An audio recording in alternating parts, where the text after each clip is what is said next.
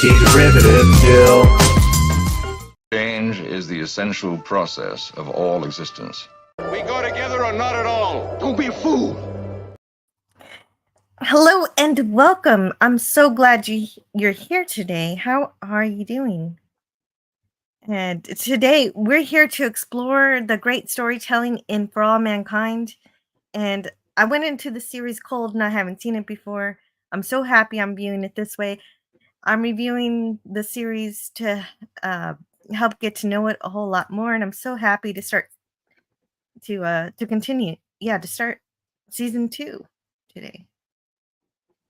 And I want to say hello to Philip. He just got back from Star Trek Las Vegas, one of the conventions, the big one with creation and all that. How was that? It wasn't bad. We only went for a couple of days, but I think next year we're definitely going to be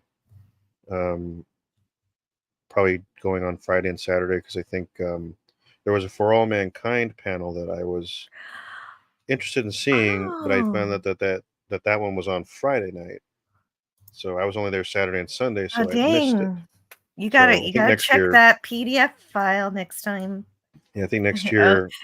Oh wait, didn't you write an article about everything that was going on? I did a preview article, but apparently there were some things that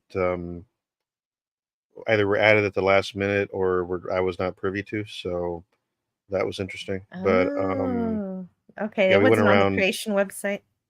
I mean, it was like, I mean, they had everything, because we published the article on Wednesday, but then they published all this other stuff the next day, and so I was like, okay, well, that's nice, thanks.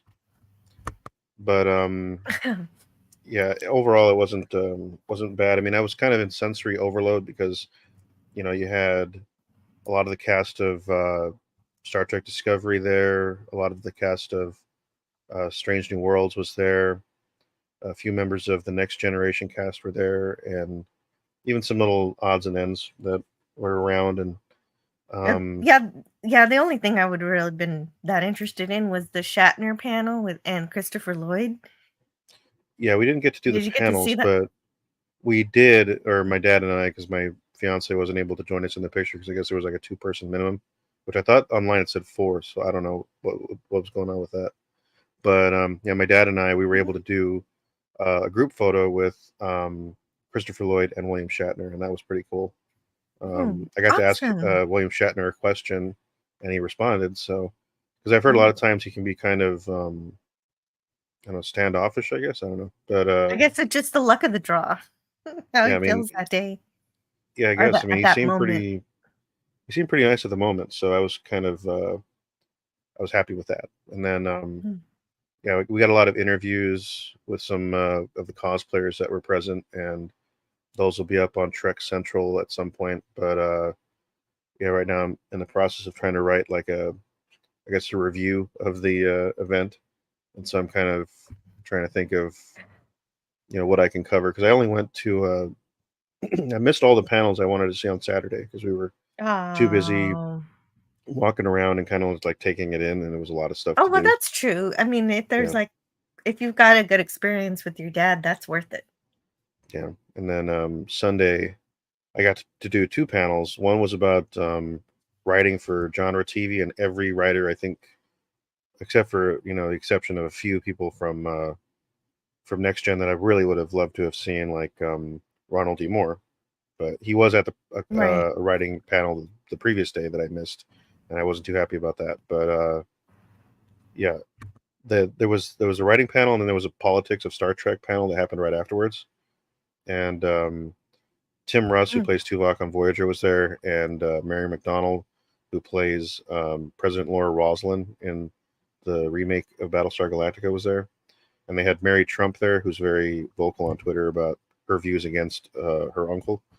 And so that was a very interesting panel. And even the Q&A afterwards was interesting. But no, I mean, I recommend going to the convention regardless. I mean, there was a lot of people I saw there that I know on social media, but I didn't get a chance to meet them in person, or didn't get a chance to talk to them. I saw them, I just wasn't able to actually converse with them. So next year, that's definitely something I'm gonna, you know, make an effort of doing. Well, definitely good to have goals. It sounds like you completely missed the Orville too. There were Orville people there. Yeah, I mean, there was one person I saw in cosplay from the Orville, but I didn't get to talk to them. But yeah, there was representation for that and Galaxy Quest. There was like 3 or 4 of the Nice. cast from Galaxy Quest were there, and they even had little photo ops for that too. And I thought that was cool. So you didn't see Scott Grimes saying we're probably going to film the Orville in January. I think he made that announcement on Friday night, and so I wasn't present for that. So I found out on Mhm. social media about that. So Gotcha. yeah, Cool. that would have been fun. Yeah. All right. Well, that's still cool that you went. Mhm. That's really great. And you got Yeah, that I mean, photo op. That's a good photo op to have. I want to make sure I yeah. say hello to Matt G Yeah. and Snortapoopus Cuber. Thank you for Hey, hanging out everybody. with me today. And so, hello. And so the first episode we're going to review today is Every Little Thing, and the second one is Bleeding Edge, The Bleeding Edge. And I forgot to make my poll, so I'm going to make my poll right now Cool. about which episode you would prefer. And it's an easy answer for me today. Usually it's very difficult for me to pick. Mhm. And because Every Little Thing is much cooler. The second one's a little more soap opera-y. Hmm. I guess they both are, but this one at least has, things happening. Right.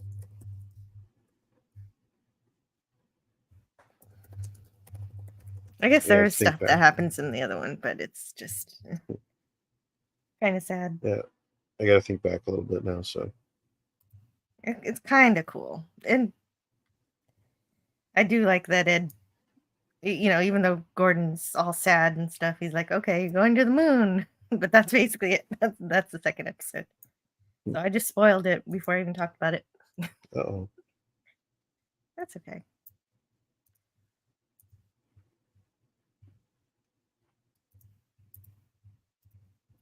But first, well, it's the first episode of the season, so they've got to bombard us with all the history that we missed. And for some reason, Ronald Reagan wins the presidency in this alternate universe 4 years before he does in our universe. And Every Little Thing first aired on February 19th, 2021. It is set on May 21st, 1983. Really, just one day? Usually it's a span of days. Okay. Interesting. The synopsis on the For All Mankind Wiki says nearly a decade later, technology and lunar exploration have taken huge strides. But a solar storm threatens the astronauts on Jamestown. And it's not just Jamestown, the moon base anymore. It's Jamestown, the colony. So it's upgraded a bit. There are far more astronauts at the station, at the moon base now than before. There are just 3. We have how many? 20? I forget the actual number, but I think in general at this point, I think Ed says later on it's like 202 astronauts altogether at that point in time. So I don't know how Damn. many of them would be on the moon, but Oh, it must okay, be a 200 significant portion total. of that. Yeah. Hmm. So 20 people would be whatever math percent that would be, that 10% or something. Yeah. If it was 200 astronauts and 20 are on the moon, then 10%. Yeah. Yeah. So I mean, you got much more of a chance to actually go to the moon at this stage than before. yeah. Unless you're a redhead. And Wow. in this episode, that's a kind of strange joke. There's a little bit of ginger bigotry in this episode. Ginger bias. Yes. Yes, with because Ed is now the chief astronaut. And so instead, because Deke died before, so somebody had to step up for that position. Mm-hmm. Oh yeah, And they have like supplemental materials on Apple that kind of explore the in between events of each season. So there'll be like a in between season 1 and 2, in between season 2, 3, or 2 and 3, and so on and so forth. And in here, at least for this one, because they're mentioning the events in between 1974 and 1983, not only does Reagan get elected, but he also gets elected at a point where I guess the election was way closer than even in our time, and so there has to be like a Supreme Court decision to kind of make the election move forward, similar to what happened in real life with the 2000 presidential election between George Bush and Al Gore. So oh, I think that's an interesting little interesting. detail. And Because then in our reality, it was a landslide. yeah, if I remember correctly, and then especially his second term was even more of a route for him. And then yeah, right here it says the Mars rover. So I believe, if I recall correctly, that they launch the Pathfinder rover in the 1970s instead of the 1990s. So now they are going to get Yes, yes. intel 20 Mhm. years ahead than what we did in our timeline. Yeah, yeah, that is pretty cool. There's a few things that happen now, like in the 80s instead of the 90s. There's an electric car, even though the people aren't driving them until the 90s also. So Hmm. so things are happening a little more accelerated, but makes sense Hmm. because of the accelerated space program also. So Yeah, that follows. We also got email, except they don't call it email, they call it D-mail in this yeah, digital universe mail. for some reason. It's a cool little detail. The first test tube, baby. Yeah, that's a thing. Yeah.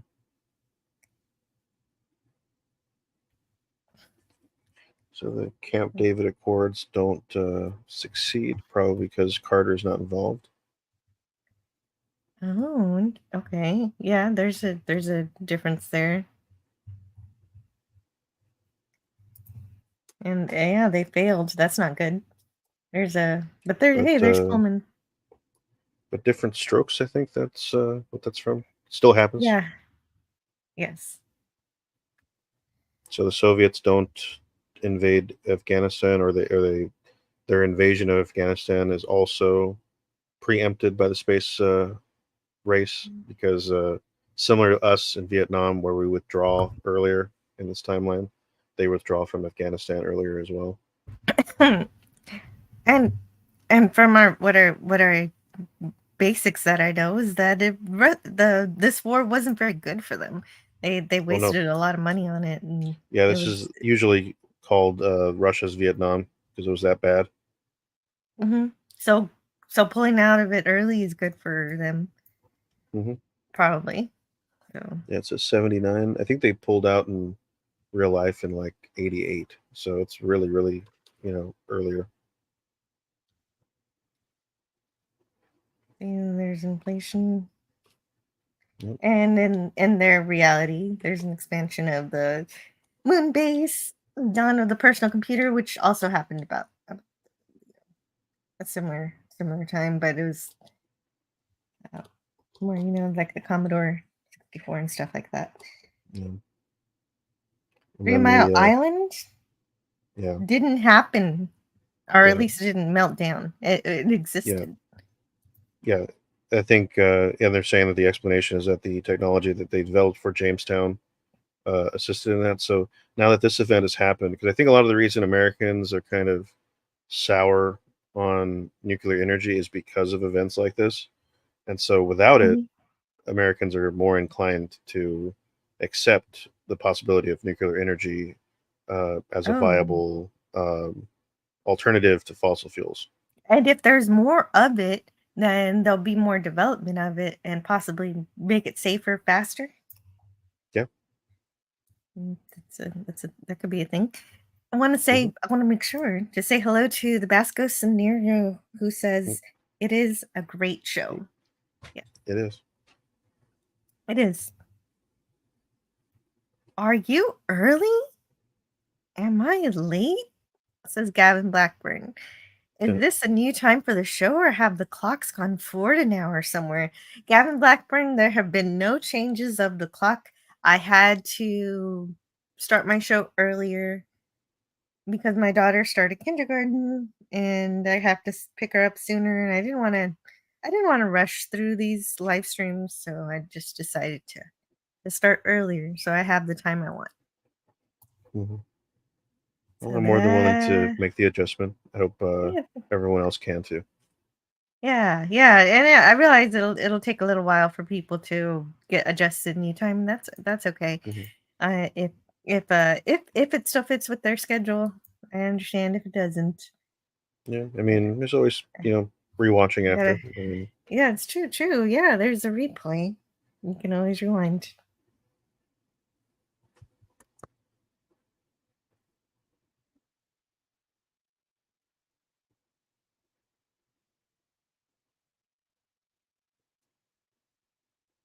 oh yeah, and then there's a mention of a nighttime raid by U.S. Special Forces pulling the hostages from Iran, which also didn't happen in our timeline.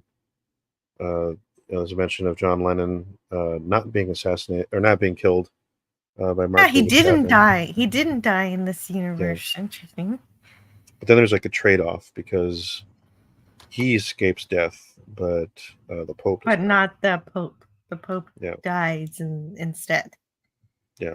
Interesting. Okay. Well, and Anwar Sadat escapes assassination, so Egypt is different. Gavin And then Blackburn Brezhnev is says, dead. I'll allow it. Also, Mm, MTV, yeah, which gets MTV. a shout out. Oh, And no. yes, Suzanne O'Connor, I believe. Forget her name. No, Sandra Day O'Connor. She becomes the That's first right. female Supreme Court justice. So that still And happens. yeah, that's exactly the way it is in real life. Yeah. Just give me a moment. I'm going to use the audio cable because my Bluetooth is ringing out. Okay. Technical difficulty here. Yuri Andropov will become the next premier of the Soviet Union. hmm So that's kind of similar to what happened in real life as well.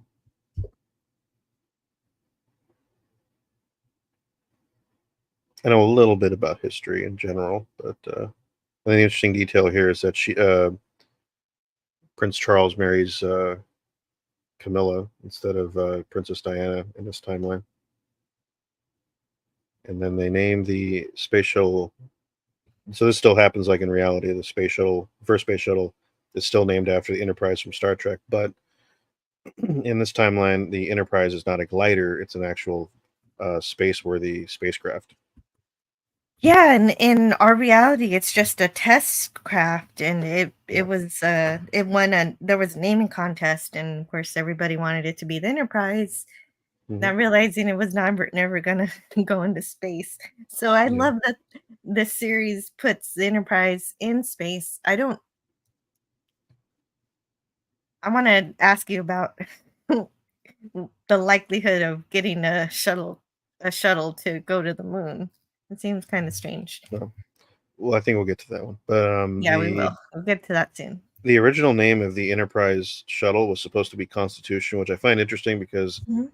Enterprise is supposed to be a Constitution class spaceship, and so I don't know if that was also a thought on Star Trek or not, but it's interesting to me. I mean, the Constitution was the first, or was the name of the first American naval vessel, so I know that much. But either That way, makes sense. it's still an interesting connection between Star Trek Mhm. and the actual space program. Definitely. Yeah, for sure. And I guess, yeah. So, yeah. But I'm just glad. I'm just glad yeah, of course, Ronald D. Moore would put the Enterprise in space. Makes sense. It's a nice little nod. What has the Pope done for us? Says Gavin. He hasn't even built an aqueduct. And so, okay. Pope. Pope second. And so he says that the Pope for Lenin was a good swap. Mhm. Didn't they plan a shuttle to have a nuclear engine on the underside to allow it to break orbit to make deep space flight? I mean, as far as I'm aware, I don't believe there was any serious consideration of that. Um, just because putting a nuclear reactor or any type of engine in orbit was kind of seen as like the upper edge of what was possible back then, is just the amount of weight that would require and the amount of propulsion or propellant and fuel you would need to get up there. And yeah, I don't think it was ever going to be seriously considered. I mean, they had other uh, ideas for what they would do with like shuttle adjacent sort of things. Like they had a thing called Shuttle C, which was supposed to be like I think an unmanned cargo shuttle, and it was wasn't even, it was basically just a fuel tank that they would launch up essentially. And yeah, I mean there were other things they were trying to explore, but I don't think that was ever seriously considered, as far as I'm aware. But Interesting idea, though. I didn't think about that. Mhm. I'd, hmm. Jamestown I colony. just think, so the shuttle would need more fuel to get to the moon than it currently has just to get into orbit, Yeah, which makes the sense. Nerva engine, I think, because Gavin Blackburn's mentioning. Yeah, the Nerva engine was something they were developing. Actually, we went to this place called the Atomic Museum in Las Vegas, and they kind of went over the history of the nuclear movement in the United States, as well as what we were testing atmospherically or underground and everything. One of the things they brought up was the Nerva engine, and yeah, that was one of the things they thought would be a way to kind of traverse the solar system in like half the time than what we would be doing, because it's basically just a nuclear engine, and that's kind of what well what you see later. There's a second gen shuttle that emerges that is sort of based on an idea that they had, but they never seriously explored, and so that does have a Nerva engine in it, and that was capable of you know possibly getting us to Mars in like as little as a few weeks, as opposed to the way it is now with just chemical rockets where it takes months. And so, yeah. Well, and does the Jamestown colony use it? They said that there's a nuclear reactor on there too, right? Yeah, there's a To power nuclear it, power plant on Jamestown, because it was and because they in also the need last plutonium for it. the last episode they mentioned a Sea Dragon launch that's carrying a payload of plutonium for the to power the colony. Yeah, so there you go. And we're at Jamestown Colony, May 21st, 1983. Mm-hmm. So there we go. And so Ellen's talking to Larry. They're of course they've been married for a while now, but of course they've got chemistry as best friends, but and you can still see that, but they're obviously um not actually in love with each other, so but they still love Mm-hmm. each other as Mm-hmm. friends. It's Yep. kind of a crazy thing Mm-hmm. that they have to live like that. But they do get to live their dreams of being an astronaut. So she she wants to stay on the base while everybody else looks at the sunrise, Mm-hmm. because she's seen it before and she's already going to go home, so she wants to hang out and on the base Mm-hmm. and just enjoy her time. We'll just use the Eagle transporters then. Well, I mean that would be a dream, and actually that was kind of my because the Eagle transporter is from Space 1999, one of my, if not my favorite science fiction property. The Eagle is also like the most iconic, I think, spacecraft ever, in my opinion, because that's such a realistic looking spaceship design. And supposedly in that show, you're able to fly a single stage to orbit craft from the moon all the way to Earth and back. And as far as I'm aware, that would require a ton of fuel to do. Even if you had a nuclear engine to do that, it's a little, I think, outside the realm of possibility. But Ah, it that's too would be a bad. great thing to do because I think in this part of the series, you still have to launch in a shuttle, go to Skylab, transfer, then go to a shuttle that'll take you all the way to the moon, and then transfer to another LSAM that'll take you back to the moon. So it's like a giant process. So they do have stages. So it's not Yeah. just okay. There's something going on that is supposed to help us believe that this can happen. Yeah. So they have this photographer astronaut called Wubbo Ockels, Hmm. and he's a Dutch astronaut, and he's based on a real one, Yeah. who's a Dutch physicist and astronaut with the European Space Agency, who became the first Dutch citizen in space in 1985.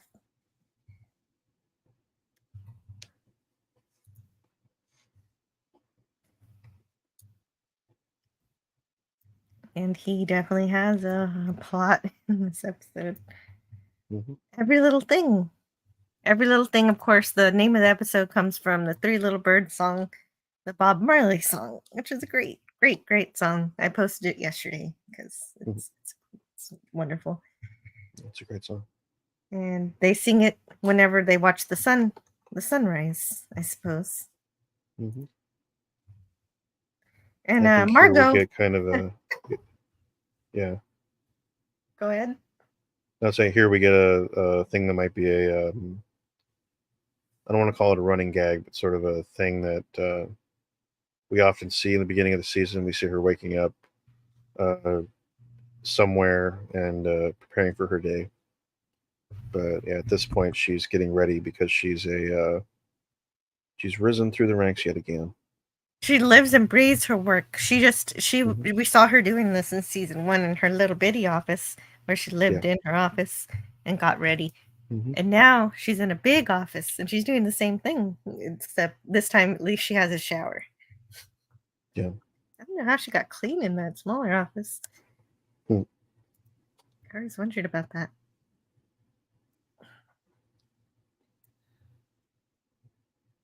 And she's wait, what did it say she is exactly? She's the That's administrator, just like the yeah, the I don't know if she's oh, that's just administrator. I think what is she? that's just a 20-year service award. I think she's just she's the director of the facility itself, Hmm. the Oh, Johnson the Space Center. director. Okay, gotcha. Yeah, Yes, at this that makes point. sense. Well, she has an assistant, Yep. and she does meetings and stuff. There's lots of meetings, lots of bureaucracy in this episode. Like, how Mhm. how is this gonna stand with Washington? So there's a lot more. There's a lot more red tape, a lot Mhm. more interest from the government Yeah, about what NASA's doing. yeah. They want NASA to be used more of it as a sort of appendage for the military and all the applications that come with that. Mhm. It's a natural progression, really. Hmm. And here we get a couple of name drops from space shuttles. You have Kontiki, Beagle, some real, some not. Hmm. Atlantis, Victoria, Constitution. Yeah, that's where I got excited that the Enterprise isn't just there to look pretty. Yeah. Yeah, I think the final count by the end of the season was that there was 10 space shuttles instead of the 5 that we had in real life. 10? Oh, Yeah. well, yeah, they're building a fleet. That's great. Hmm. I think That's actually just the NASA shuttles. Apparently, the Air Force had a couple too. oh, of course. Well, like you said, they wanted to be part of it, so they got to have some Hmm. shuttles. Yep. And that's also not counting the Russian shuttles that we see later. And so everybody gets a shuttle. And they mentioned lithium deposits and Oh, I appreciate the fact that in this at this point, I don't know exactly the relationship between Russia and the US, but whenever they decide they need to mine something on the Mm. moon, Yeah. they've got an agreement to say they're going to tell each other where and what they're doing. Yeah. They don't really expand too much on that story point, but I think it's a cool addition. Yeah.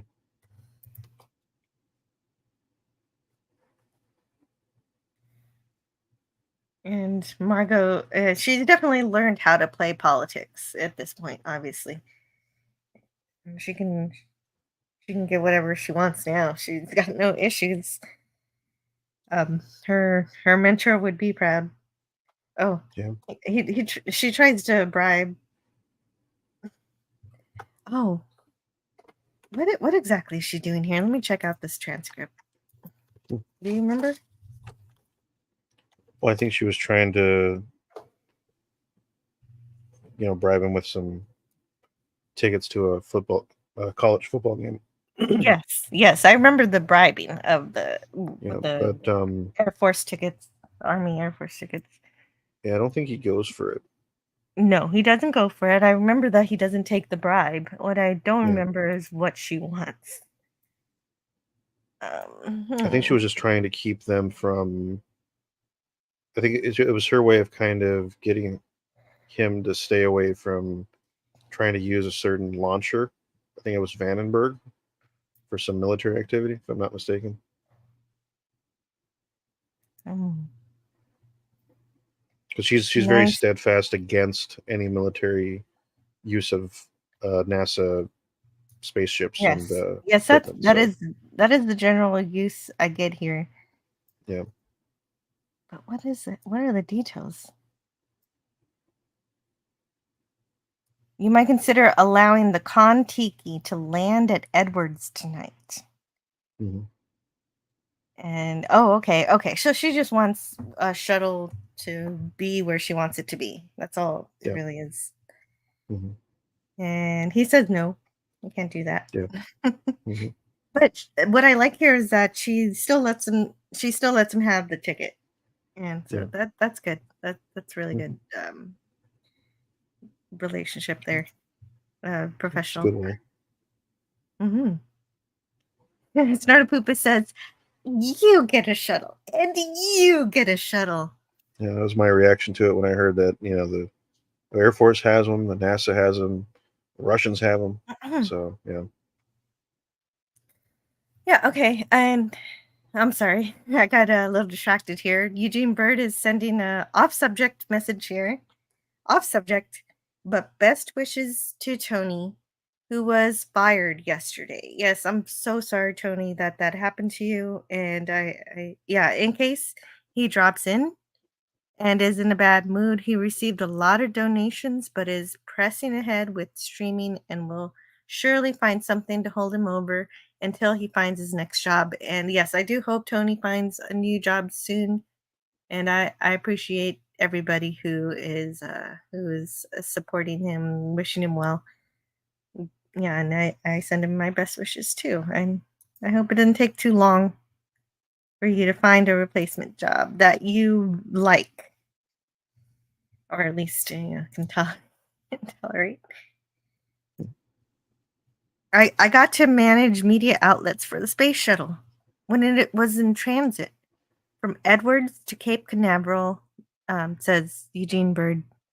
hmm After the John Glenn flight, he was stationed at the Cape, but not with NASA. Oh, there's more to the story. It's not the whole yeah, story. So I'm gonna have yeah. to read it again in a minute. Okay, I'll have a shuttle called Galileo and 7 crew members, please. What could go wrong? Oh, look at that nice nebula. yep, Well, you might find some very hairy aliens. yep. Nice Galileo 7 reference. Oh, yeah. Don't forget to take extra phasers. You're gonna need the battery from Yeah, the battery power from them. I got to manage media outlets for. Okay, so Eugene Bird. I'm going to read the whole thing again so I can read it Okay. together. Eugene Bird got to manage media outlets for the space shuttle when it was in transit from Edwards to Cape Canaveral after the John Glenn flight. He was stationed at Cape, but not with NASA. At night, the shuttle taking off looks like a second sun, and you can hear it from 15 miles away. Oh, Yeah. wow.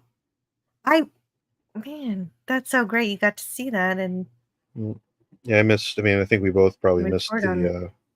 the Apollo Saturn V rocket launches, which I would have loved to have seen. And I missed the space Mhm. shuttle launches because I don't live in Florida.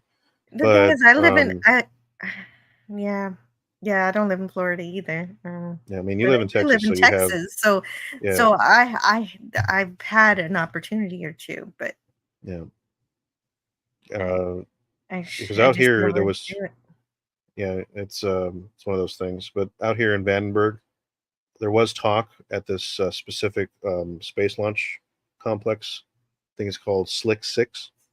That the intention was to launch human, rated space shuttles from out here for Department of Defense uses. But for whatever reason, Mhm. after Challenger happened, they decided to cancel that altogether. I mean, after Challenger, they canceled all kinds of things. They True. canceled the teacher in space program. There's even a plot to have the first journalist in space, and that never went anywhere. So, you know, it was an interesting time. Yeah, and I understand why they did that. That was a real tragedy, You and know, that when stuff like that happens, I can see how it can impede the program. And stuff like that did happen in this show, and it didn't impede the program, but they weren't sending civilians yet. And yeah, uh,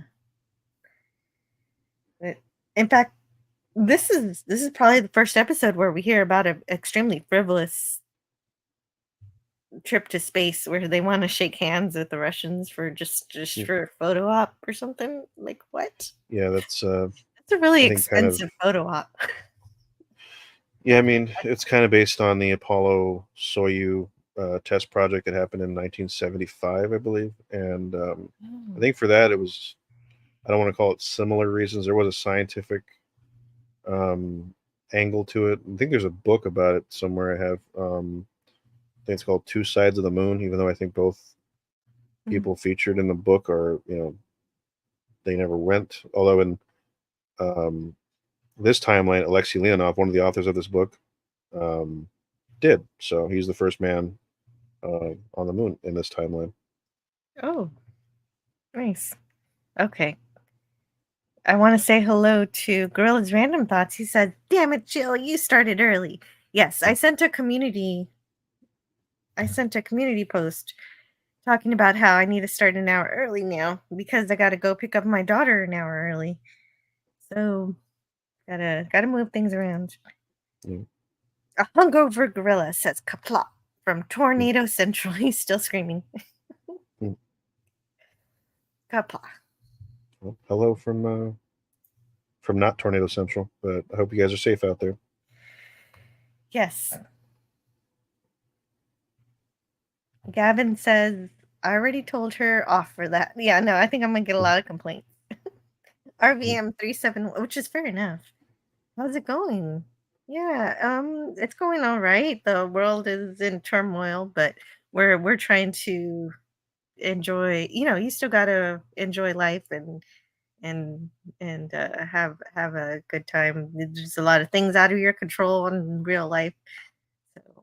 So we're just here trying to have a little fun talking about this alternate history where space is a little more of a priority.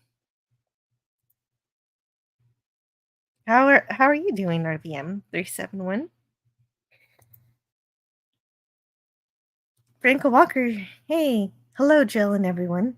I've missed mm, too many of these streams, and I don't watch the share series. Just dropping by to give a like and say hello.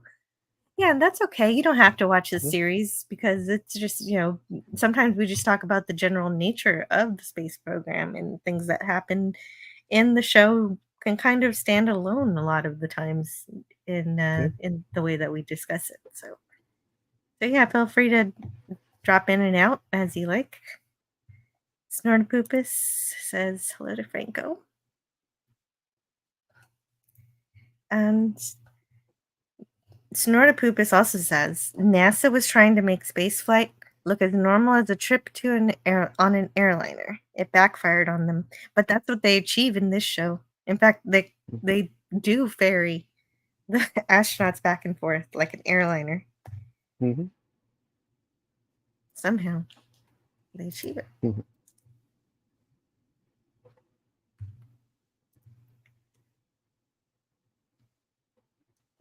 Okay. Although she did give him the tickets. She says, you owe me one. Mm-hmm.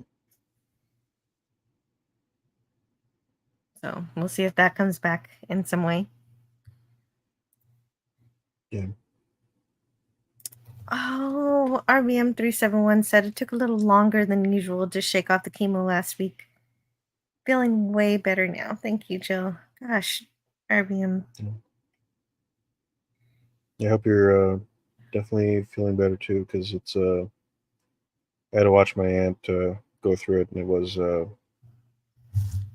quite the experience. So, I'll put Definitely positive vibes into the universe. Definitely positive vibes or prayers if you like, whatever. Yeah. RBM 371. I can hope that. Yeah, I'm glad that you're not in as much pain. I hope you're feeling more comfortable. Mm-hmm.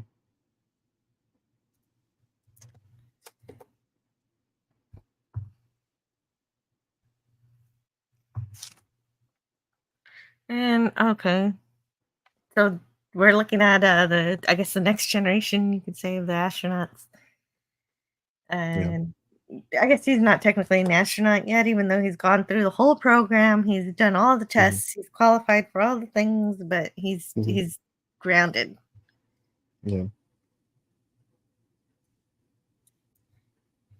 And okay, what are these people's names? I don't know.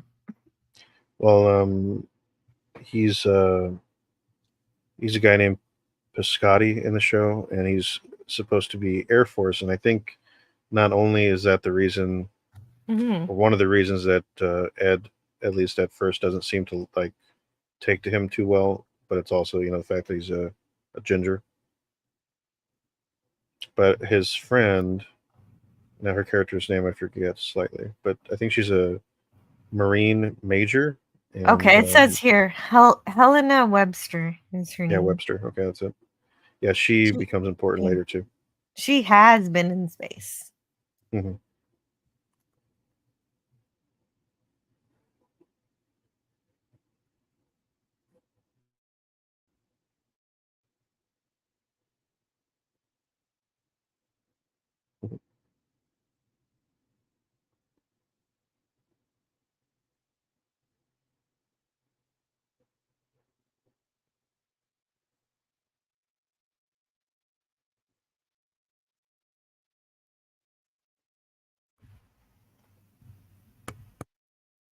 I just didn't realize I was so loud about it. Hey, I should have a coffee gift somewhere next our video, but I don't have one. There should be a thing for there's coffee in that nebula. That's a good idea. There you go. Or the one where Chakotay's chiding her. You've had like so many cups of coffee, and and she's like, on a day like today, it won't be my last. Yeah. So there you go. Sort of a video. We explained the video. But that's a good point. I'll grab those or the one where she says the finest organic suspension ever devised is one of my favorites. It's another good one.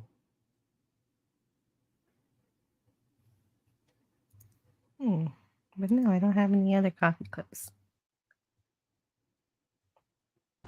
You're a beauty.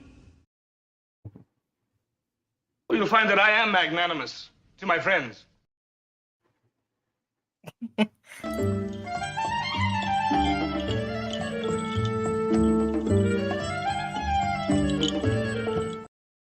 Yeah, so when I don't know what to do, Ryan Slave Girl, that works. Thank you so much, RBM. The Starliner is a big embarrassment for NASA and Boeing, says Gavin Blackburn. The last thing I read said that the Starliner spacecraft had failed and will be abandoned. The astronauts have to be brought home by Elon. Yeah, right, exactly. Okay, wow. Okay, so they were last I haven't looked into that lately. The last thing I knew is that they were gonna fix it, but now they're gonna just leave it and dump it.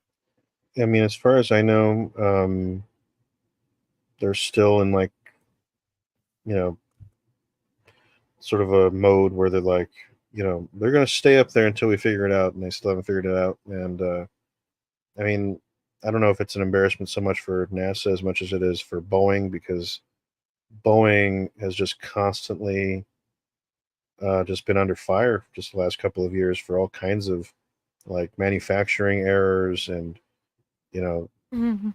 just sour bets that just haven't been paying off, and that's kind of sad for a company that's has such a storied history in the space program and aviation in general. And so, it's sad. But yeah, I Agreed. mean, the last I heard, SpaceX was down because of their issue they had the other couple weeks ago, I think. And so, I guess they're back to launching because I think I've been getting notifications of launches at least the last couple of days. So Well, it's just such a shame that we don't just have the capability of retrieving astronauts from orbit in a timely fashion. It's just really well, strange.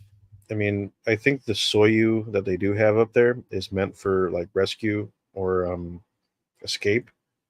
So I don't think they want to use that card strictly because of the relationship between, the United States and Russia at the moment. So they don't want to have to depend that heavily on the Russians for that. But I would like if that happened because that would show cooperation, the ability to accept help from your fellow Earthling. you know, I I mean, why it's not kind have of a I like cooperation in space. I like it when um, when people can work together on the space station and not worry about that stuff that yeah, bothers the terrestrial nimrods. yeah. I mean, it should be a very straightforward, solution, but for whatever reason, the powers that be are, opting against it. Yeah. And so astronauts have to stay longer in space because Hmm. of politics. Hey, For All Hmm. Mankind is very accurate. Yeah, there you go.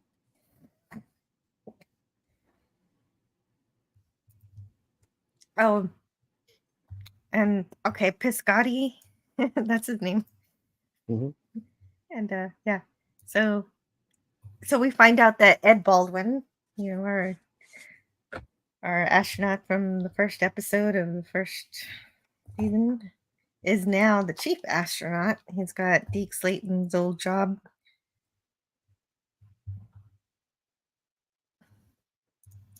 Eugene Bird says, "Bless you, RBM 371.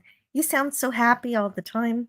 I mistakenly presume your life was all roses." Yeah. Yeah, he does. He has high spirits. Hmm. Oh, well, that's a good reason to have high spirits. So, Pan Am Starliner, was that in service by 2001? Well, Hmm, I think I don't know. in the universe of For All Mankind, I think that would have been an interesting thing to have done because the fate of Pan Am, I think, is still kind of up in the air because they don't even mention him even in this season. But yeah, the Pan Am Star Clipper, that would have been an interesting reference if they had gone that way. They do have space tourism emerge within the next couple seasons, so it's interesting how it turns out. But um, yeah, more to be seen. Well, yeah, definitely to see. Well, I think he's talking about might be talking about Space Odyssey, 2001. Yeah, I think that's what the reference is to 2001: A Space Odyssey. But because as far as I know, in real life, Pan Am I think went out of business in like the 90s. So, yeah, right, right. Mm, But they didn't know that when they made the movie No, I think it was a good because salt. it wasn't because it wasn't. It was 1968. So Yeah. I mean, it didn't work out for it was a it 2001, but was a it worked good out for. prediction. Yeah, It was a good it's. I prediction. mean, in Blade Runner, they thought that by 2019 that Coca-Cola, Atari, and TDK, all these little like companies would be around, Mhm. and I think for the most part, most of them were. So that was a good prediction on their part. Mm, Yeah.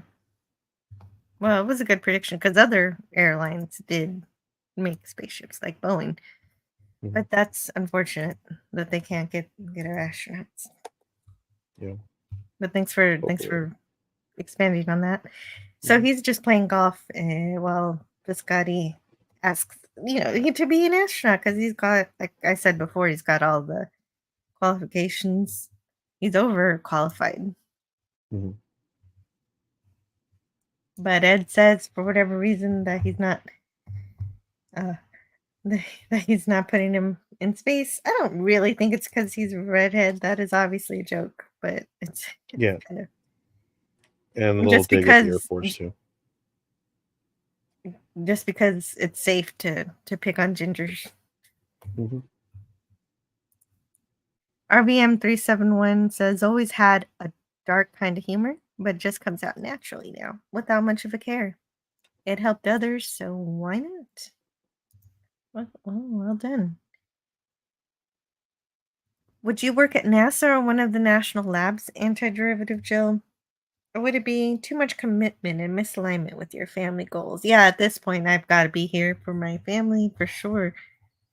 Unless they have a full school, middle school, high school, elementary school, right at the NASA headquarters site. Yeah, I probably couldn't do that. But it would be neat.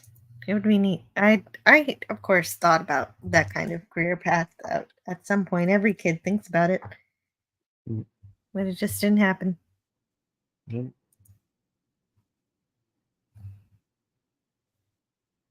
2001, A Space Odyssey, Pan Am went out of business in 1991. They almost made it long enough to have space clippers.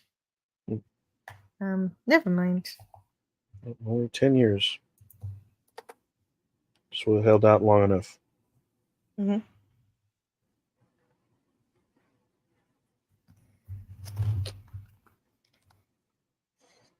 And so Gordo's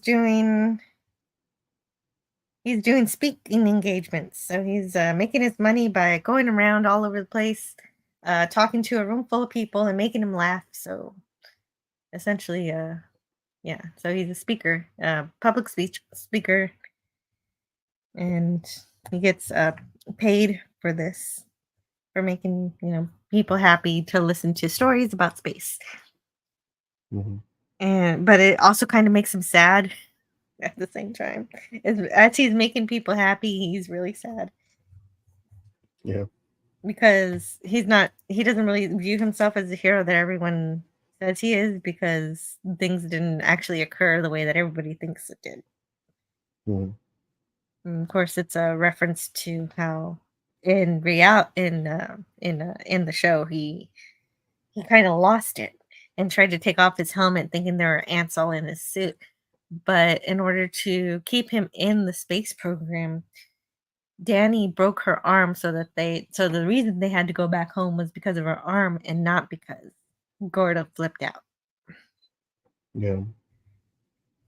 And and he's had to keep that secret all this time for her sake because Hmm. since that was already because if the truth got out, she'd be grounded too. Yeah. So he pretty much has to live with it. RVM 371 says that will be an interesting stream. Might get demonetized. What? Oh, if RVM 371 was a guest on someone's stream, yeah, it might get demonetized. But no, you see me stream with Scotty R37. I don't think I think it would be fine. So what's going on here? You wanted. Okay, so the guy from connected with the White House. Who is this guy? That's The NASA Administrator Thomas Paine. Thomas Paine. Oh right, he's actually So he's a real back. life. He's actually Yeah. a real life figure in NASA. Mhm. Yeah, 'cause I think in season 1 he was also the administrator under Nixon, and now that Reagan is president, he returns as the in the same role. Yeah, so they want to put weapons on the Pathfinder, right? Mhm. Or something like this, or make it militarized somehow. Yeah. And all Thomas Paine has to do is convince Margot, and Ed'll go along with it. Mhm. Oh, and we get an electric car. So we get a 90s electric car in the 80s. Yep. As we say hello to Jim's Landscape LLC. Hello, Jim. Mhm. And Matt G. Taylor Swift greater than Disney, Star Wars, and MCU, and Doctor Who. Mhm. You've almost got me convinced.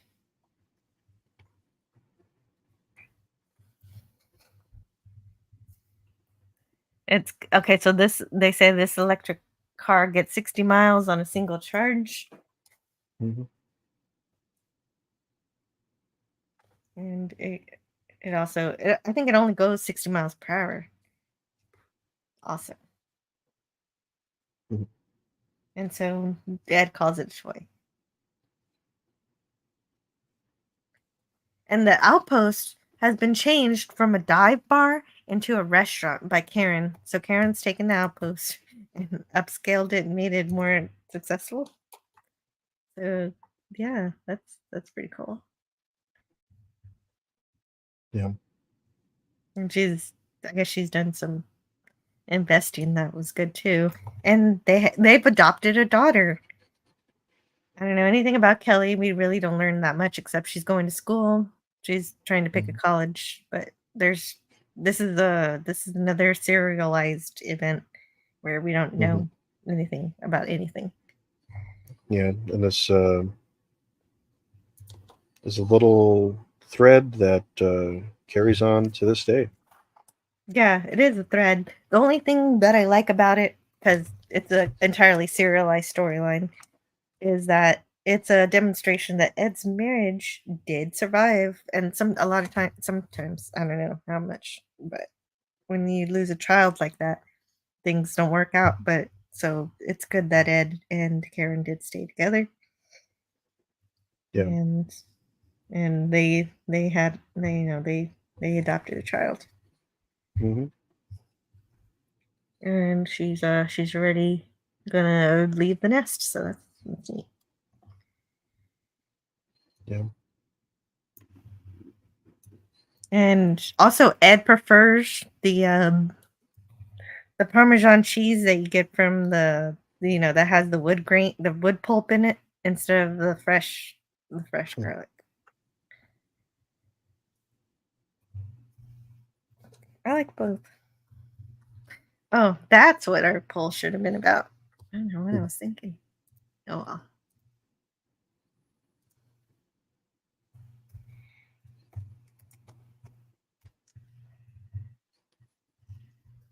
And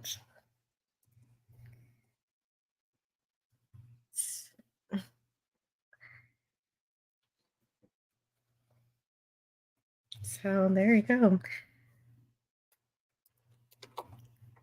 In real life, Gordo landed his capsule manually. After wait a minute. Yeah. In real life, Gordo landed his capsule manually after systems failure, using his wristwatch for timing. and lines he drew on the window. He got to be a real pilot and not just spam in a can.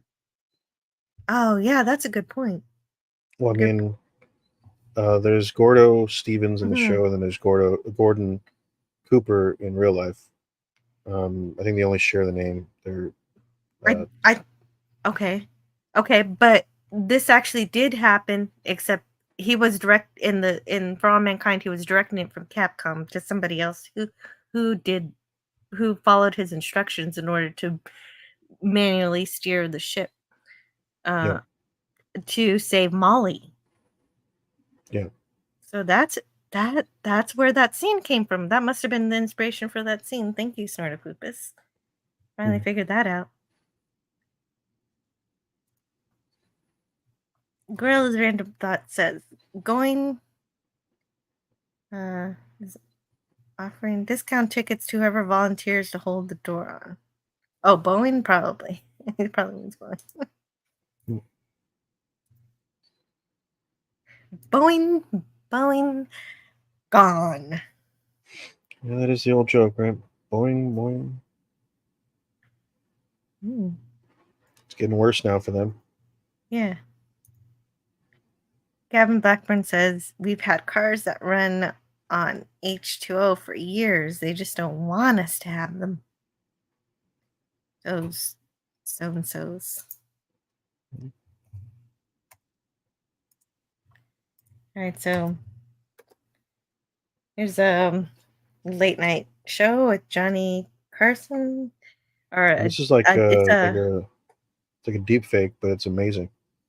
mhm. It's very it threw me off a bit. It was kind of wild. I was like, wait, what? Yeah. she's really on their show. Mhm. But no, she's not. So it is very good VFX work. I agree. Mhm. My brain told me she's really on the show. Yeah. And showing off her, her wedding ring. So this is how Mhm. Gordo finds out that she's gotten married. Which is a pretty crappy way to find out. Her son says that she did call, but she just left a message on the machine. Mhm. It's kind of sad because at the end of season 1, it seemed like they were getting their stuff together, like they were supporting each other. Oh well.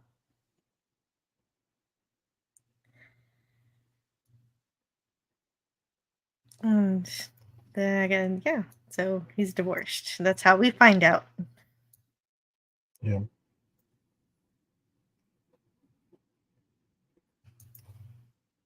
But it makes sense. Things aren't looking good if instead of sending your husband to the couch, you send him to his own apartment. Like, oh, you can't be here tonight. Go to your apartment. Mhm. Like, that's pretty effed up.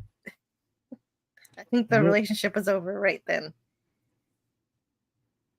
Well, she was.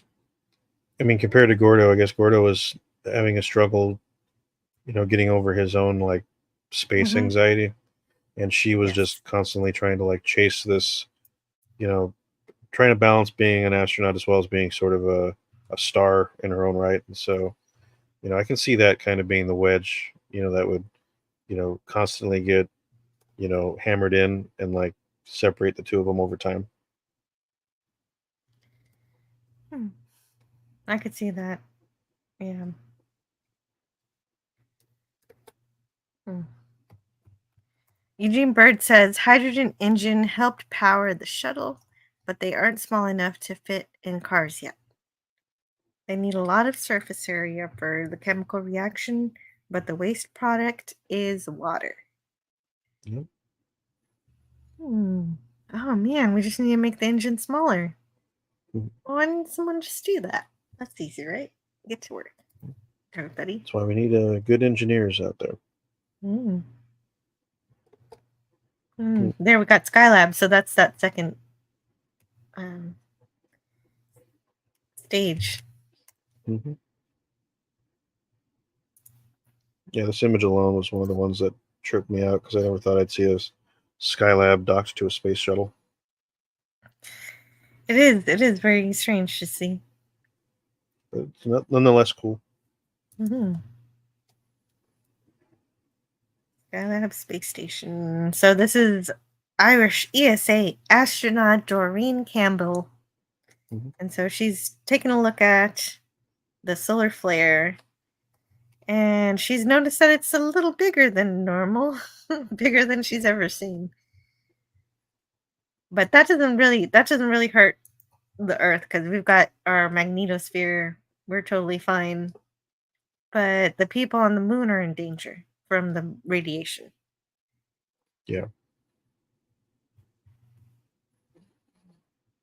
And all this whole episode is while this is happening, the beginning of the episode was actually happening at this point. Mhm. Which is we cut back to the astronaut singing Bob Marley on the moon. Yeah.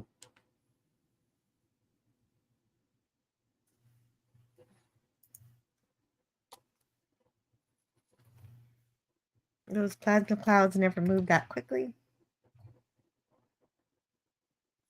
Or maybe we've never seen them move that fast. Yeah. I think this little bit might be a little more on the science fiction end of the Mm-hmm. spectrum, but That's fair. probably at the edge of what's possible.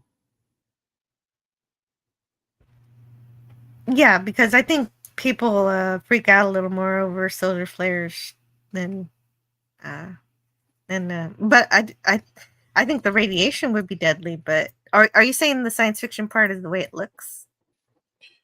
Well, no, the speed at which the solar flare kind of moves through the solar system, as well as the effects of some of the activity on the moon. I think those are kind of at the edge of what we know of. Oh, Or it's the capability traveling of. at 30% the speed of light. So that's a little too Yeah. fast for the sun. Yeah, at least For in a solar my flare to travel. low knowledge of astronomy, I think that might be a little bit at the edge of what's possible, but Yeah. I'll allow it. Could a solar flare travel at 30% the speed of light? That is pretty fast. Yeah, I don't know.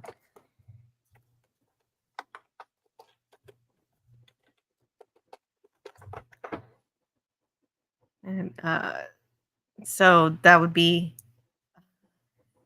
56,000 miles per second. Jeez. I don't know. I don't know how fast they would move. Or how it could move that far, that big. This is, I guess it's a good thing this hasn't happened. Mm-hmm.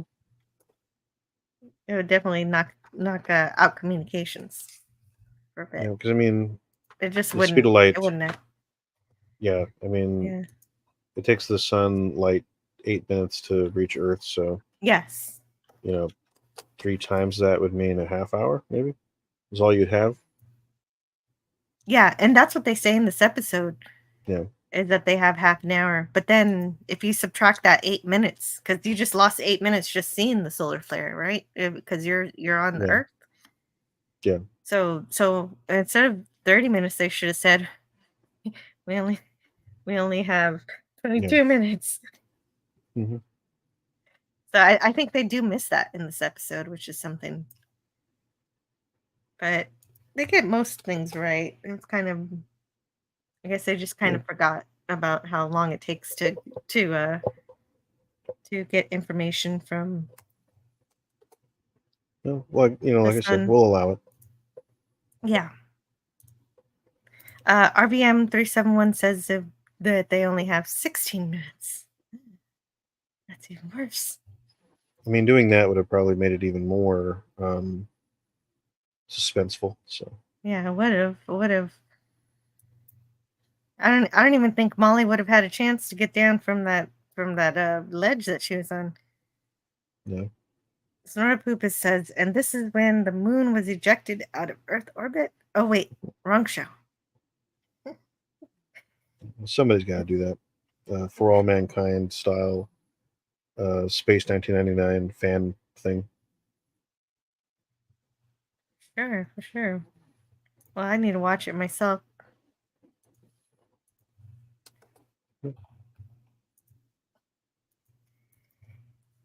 And Molly and Wubo are the only ones who can't make it back to the base, so they have to shelter in place. Except that Wubo somehow, I don't even really know how. They don't even show it. He crashes his rover. Crashes his rover, and he's knocked out, unconscious. It seems like he's dead already. Yeah. It doesn't look good. But of course, Molly can't exactly see his condition, so she wants to save him. And she does. It's a pretty good scene. It's just this whole show, anything that happens on the moon is spectacularly shot and looks beautiful. So who did the special effects on this show? Do you know his name? I should be saying his name because he does a splendid job. Yeah, offhand, I'm not familiar, but once I find out, I definitely should Okay, well, let's find give out. my thanks because it's really good.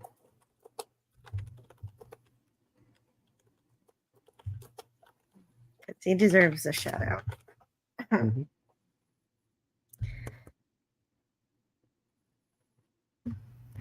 Okay, the production VFX supervisor is Jay Red. The production VFX producer is Barbara Jenikoff. So there you go. Jay Red and Barbara Jenikoff. Well done.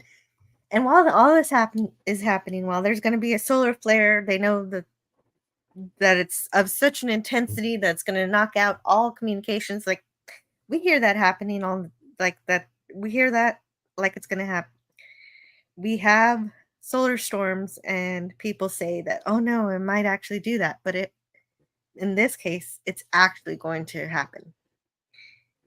And so they're worried that they're not going to be able to see what the Russians are doing, and that the Russians are going to take advantage of that and attack. And Margot thinks that's ridiculous because the Russians will also not be able to see the American satellites. So everybody's blind. And so that causes, oh, what's his name? I don't know his name. He calls and escalates things to DEFCON 3 from DEFCON 5 because of reasons. Okay, wait, I'm gonna find the reason.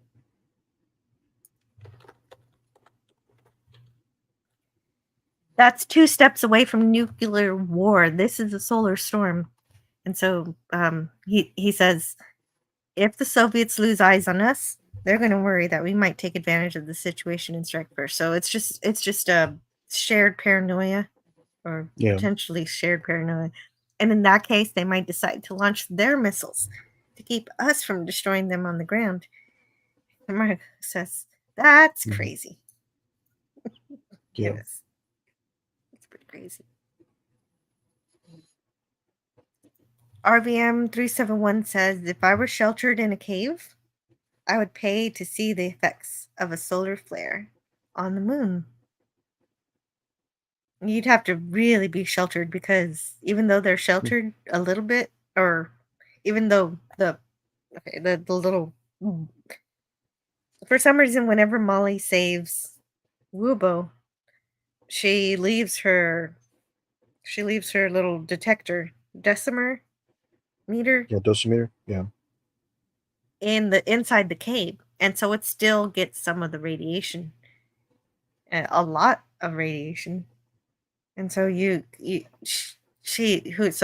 and we don't know exactly how much she got, but definitely more than what was on that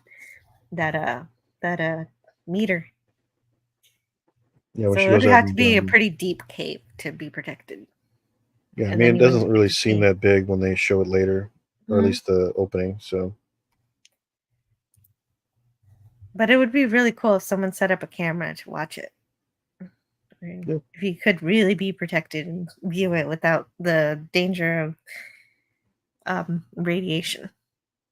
yeah, But every astronaut it has to is exposed to some level of radiation, but it should be usually minimized. Eugene Bird says to Snortopoopas, Space 1999. Hmm. I loved that theme song. It's And probably the hello to grooviest Penny. space theme song you could have. Good to see Hello you, there. Penny. Yeah, the moon has no Van Allen belts to protect it from the solar wind, but neither is it protected from extrasolar cosmic rays that typically decay to lower energy particles in the Earth's atmosphere. Penny's saying hello to everybody. How are you, Penny?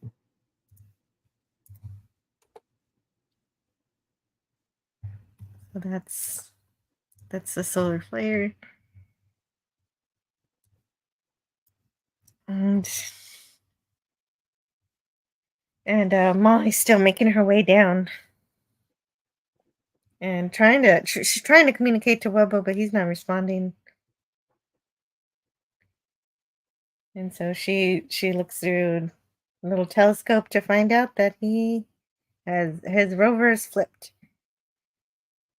And at first I thought his foot was stuck under the rover or something, and I was like, "Oh no, he's gonna be dead."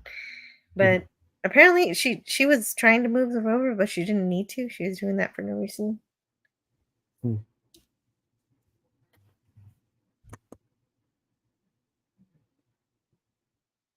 President's on Air Force One because of all of the drama with the everybody being worried about the satellites being down.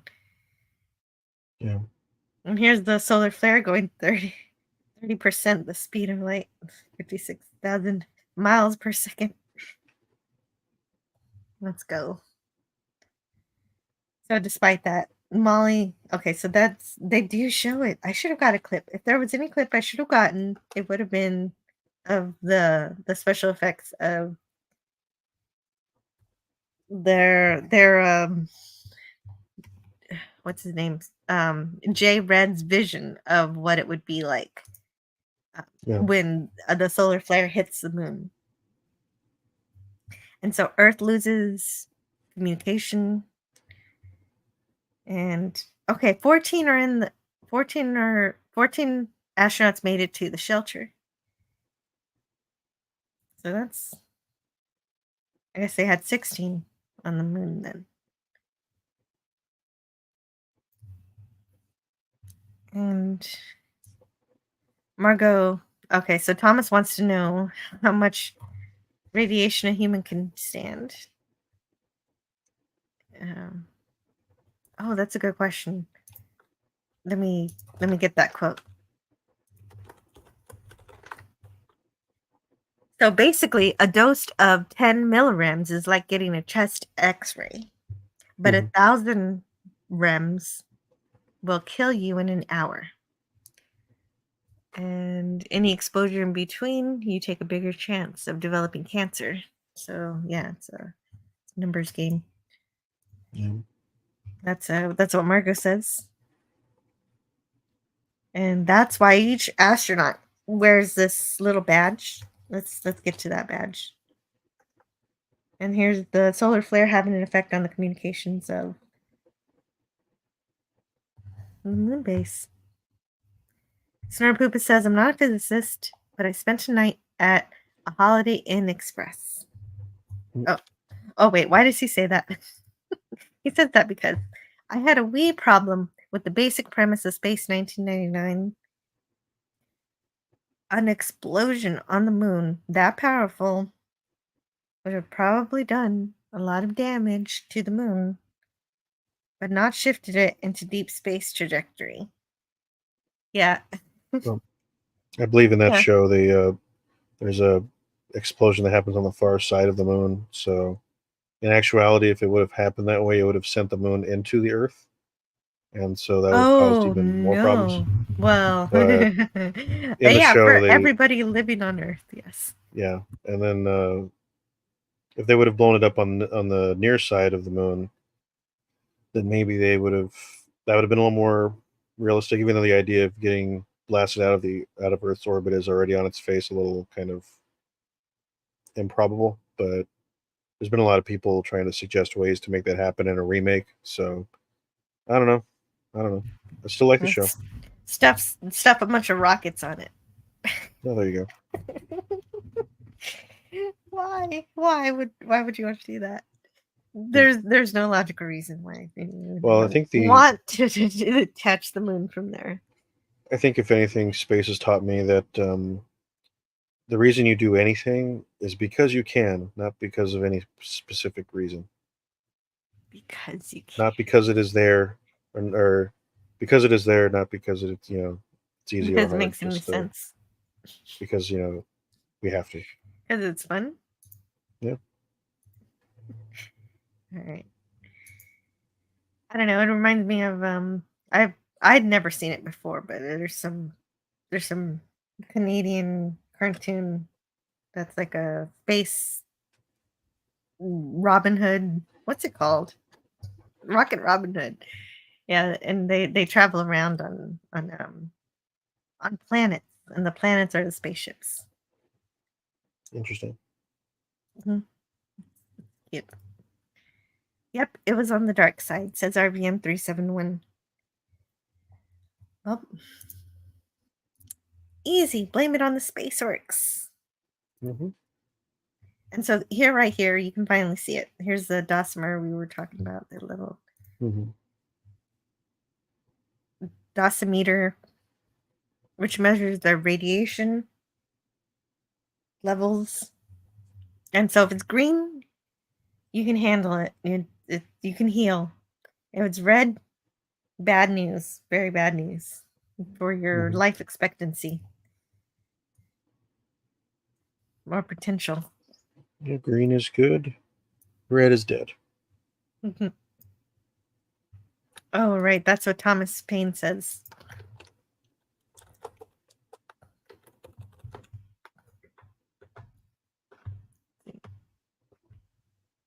Oh, they don't say.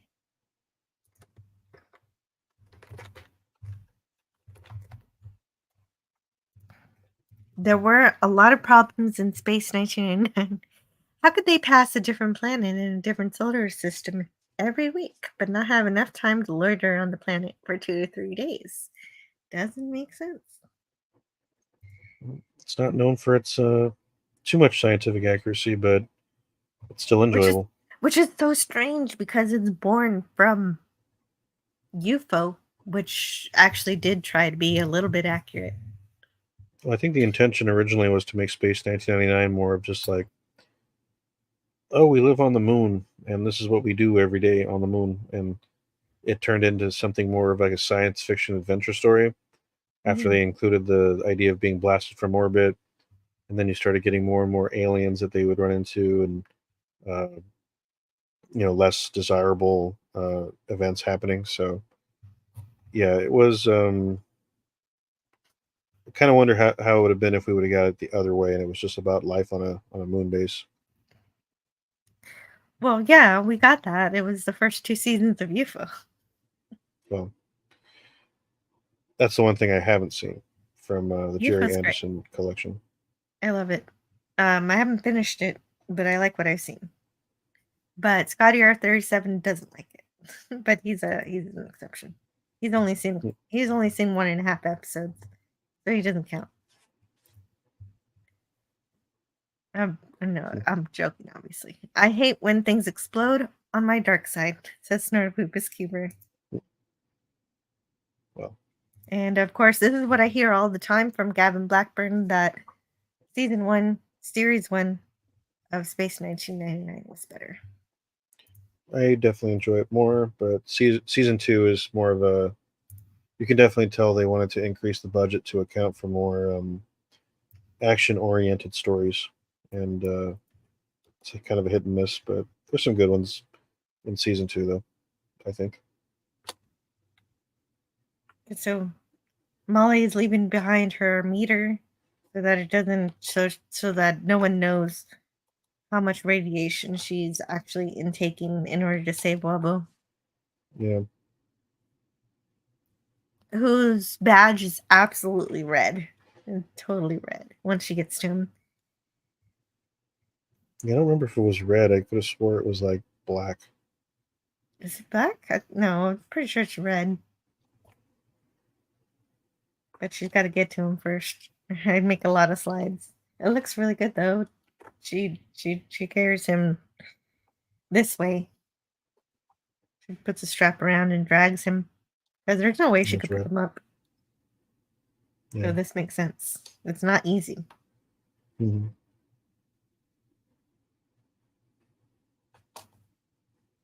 So yeah, it was red. Yeah. And hers is still green, but it shouldn't be. And so this is how she stays in the space program, where Wubbo has to leave.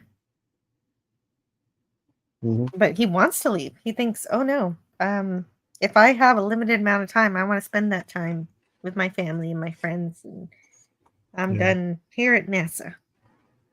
Yeah.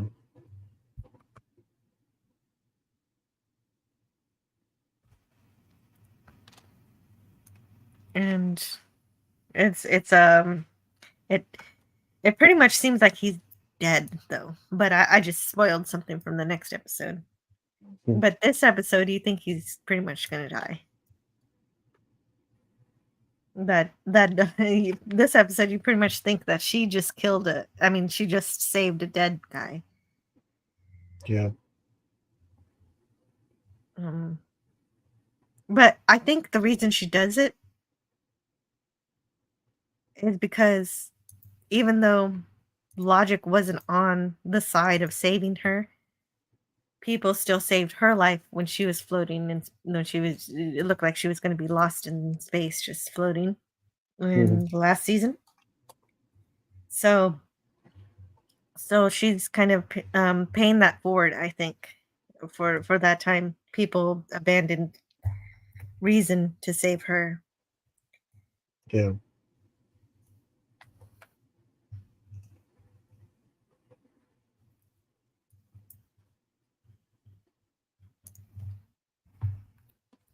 Gavin Blackburn says purple hair and tight-fitting silver micro dresses, life on the moon in the 80s. But UFO was still a great series. Absolutely. No, I like that uniform. It's pretty cool. They all wear it while they're doing their science and directing their traffic, the space traffic and everything. That's their control. Yeah, someday I'll have to check that one out. The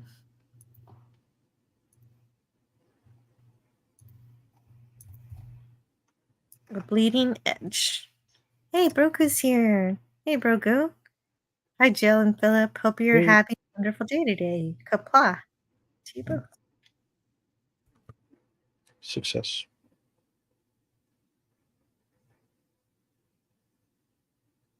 Nordapupa says they had obviously developed anti-gravity in UFO, or else those dresses would have been floating. Yes, this is true. I did think that sometimes, but yeah, in all senses, they had conquered anti-gravity in UFO. Agreed.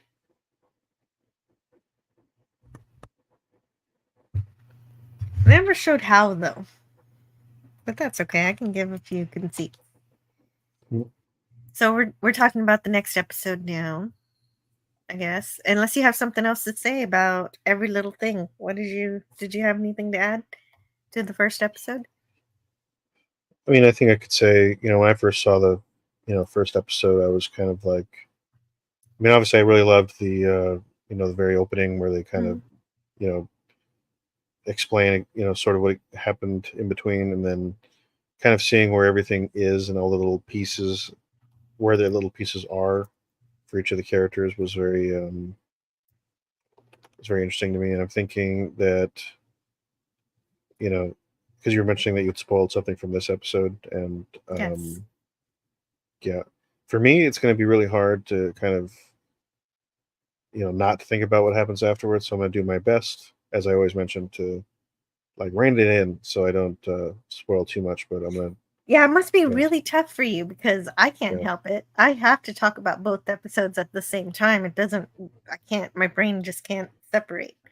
yeah It all fits together so nicely, and that hmm you want to speak of it as a whole, and yeah you don't want to just talk about the one scene. You want to talk about how it connects to the other scene, or how it connects to the end of the episode, and how it wraps up in a really nice way. And I don't and there's a lot of disconnect that I have on some of these story points. Like I know the beginning, but I don't know where it connects. hmm And so that's how I know that this series is one of those series that I'm going to watch all the way through, and then I'm going to watch it again. hmm so I can so I can see the connections that I didn't see before. yeah. Well, they say you don't really watch something until you've seen it twice. So Mhm. Hey, and Dan Licky's here. Hey, Dan yep. Licky. Hey Dan. Great friend. How are you? So, I guess, okay. I guess the cool thing about this episode, the only thing else I'll say is I really did like the special effects of the solar flare on the moon. I don't know how, like you said, I don't really know how it would really look, but I really Yeah like the artistic interpretation of how it could have happened. yeah And I guess I did I looked up um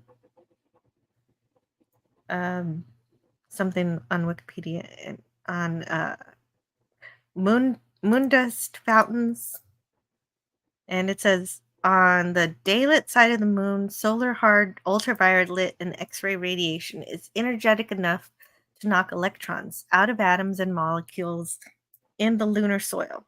Positive charges build up until the tiniest particles of lunar dust, measuring 1 micrometer and smaller, are repelled from the surface and lofted anywhere from meters to a kilometer high, with the smallest particles reaching the highest altitude. So it seems from that it's possible.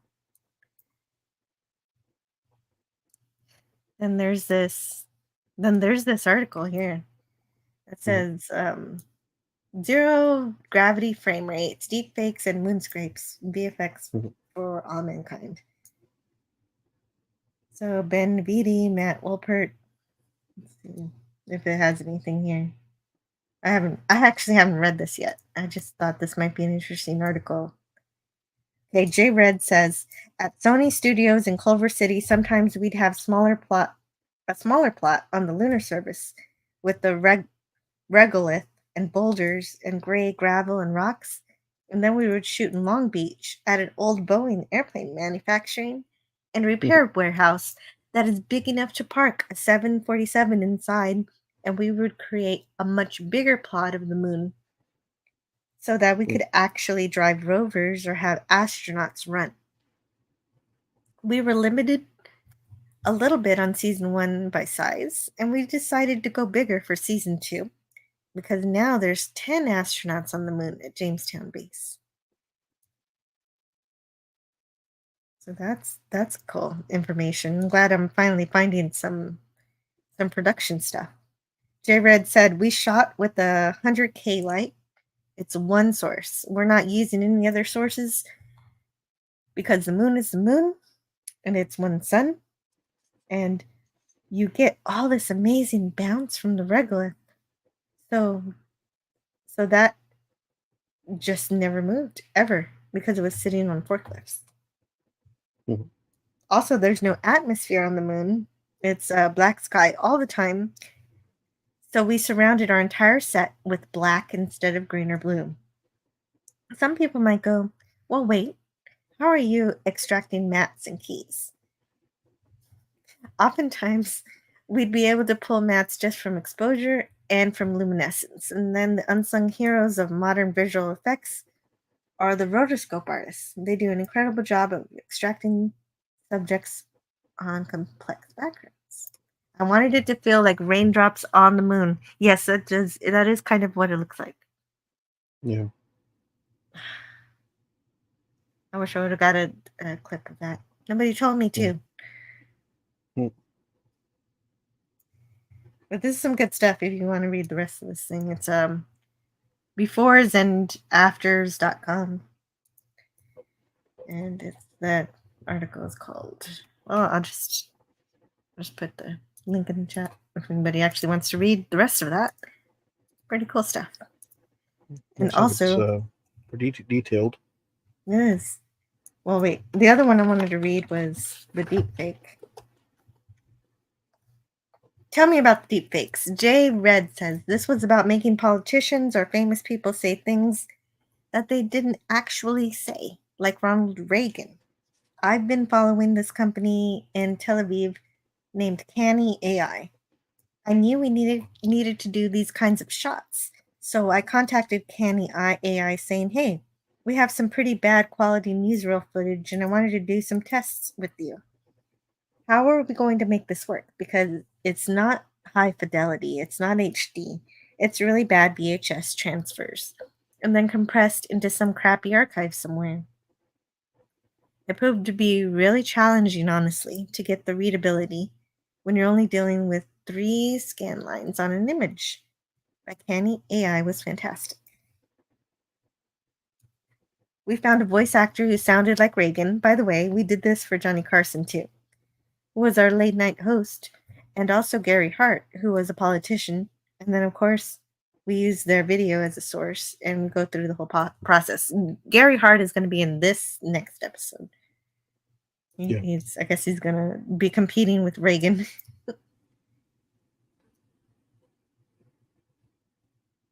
And there you go. I don't want to read anymore just in case it talks about the rest of season 2. So I'm going to close that. Yeah.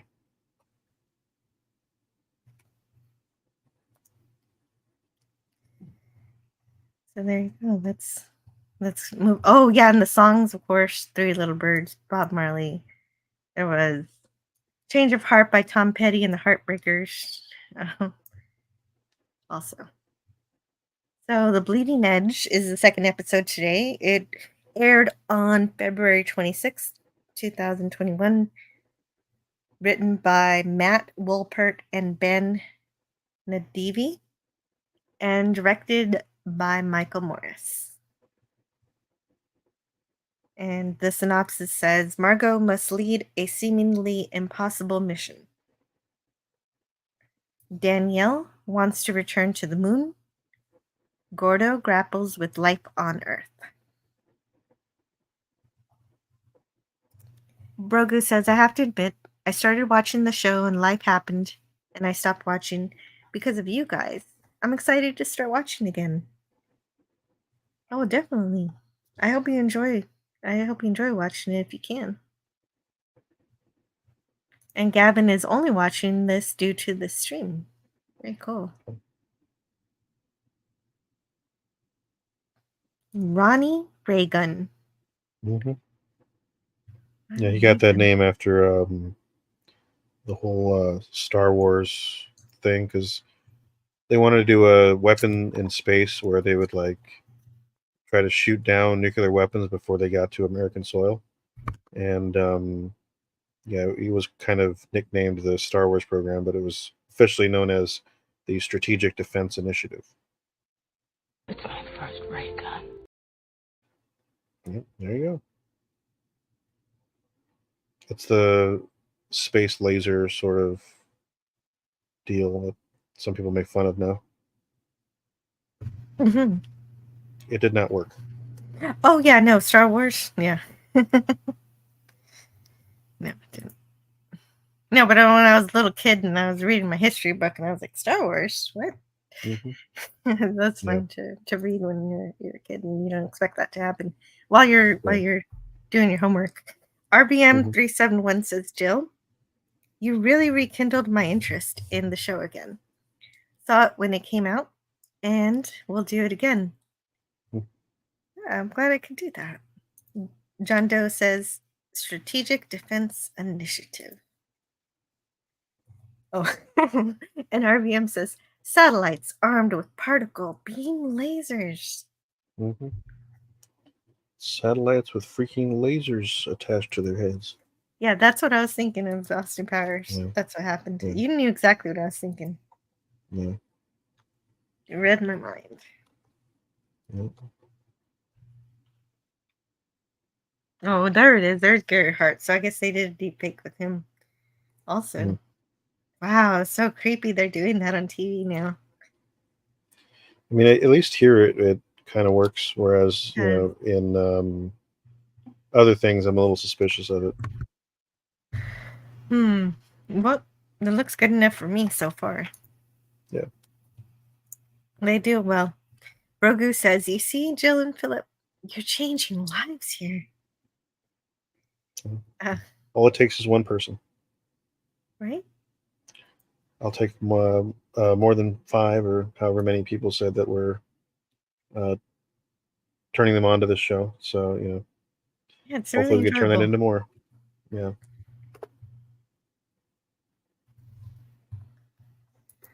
And so Molly's lying her little pants off, telling Ellen that she took shelter and didn't save Wubbo until after the storm.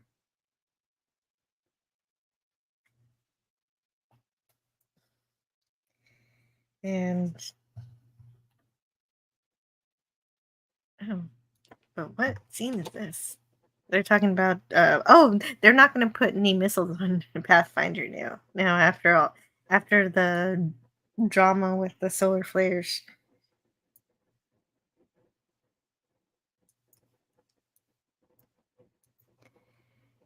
And okay. Hey, Gorilla says this show sucks. As soon as I start liking a person, they kill that bastard off. Oh, I really love Molly and the fact that and I can understand why she saved Webbo, but it's unfortunate that that might mean we might not have her that much longer. I don't know. Don't tell me. I would like to, but I'm going to try to stop.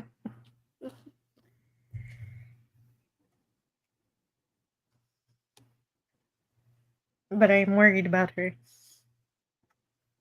And so, yeah, this is the part I was talking about in the first half of the other episode because I get everything all mixed up.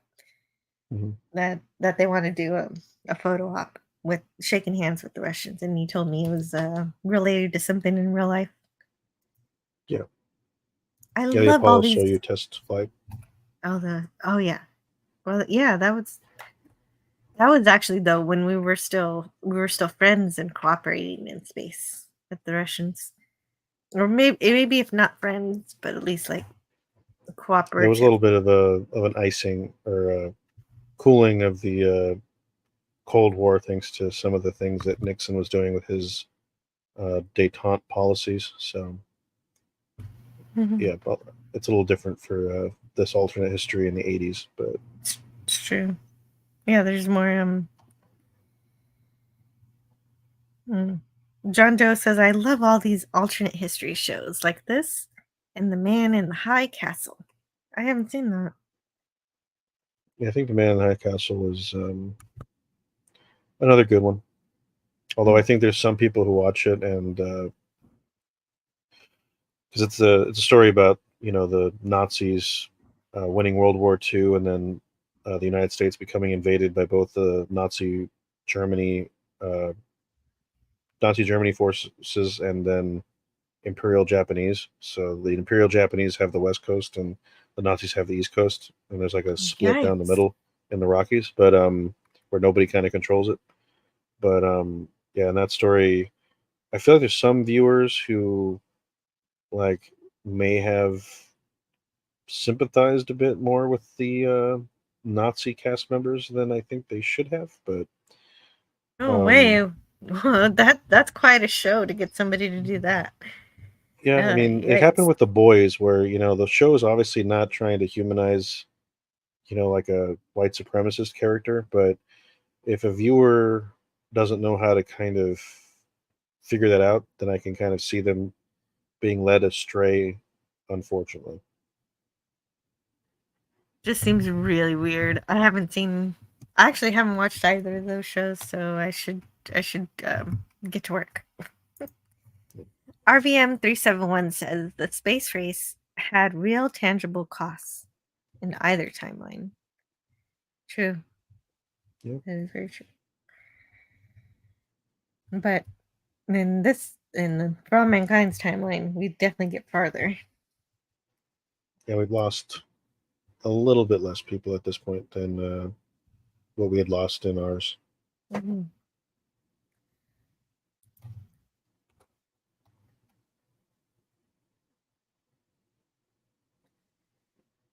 Yeah, so they've got fuel rods that are damaged. So they need to send more plutonium. So that's what I was mentioning on the first one. Mhm.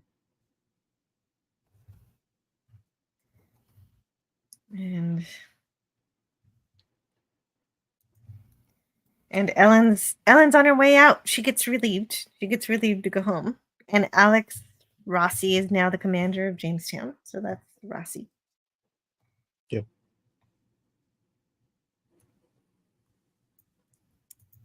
Oh, and now you can have liquor on the moon. Mhm. It was such a big deal that no, you can't have liquor on the moon in season 1, but they smuggled it anyway. But now it's Yeah. not even a rule. Mhm. Here's the space shuttle just going ahead and ferrying people back home. Mhm. And it's like the magic school bus.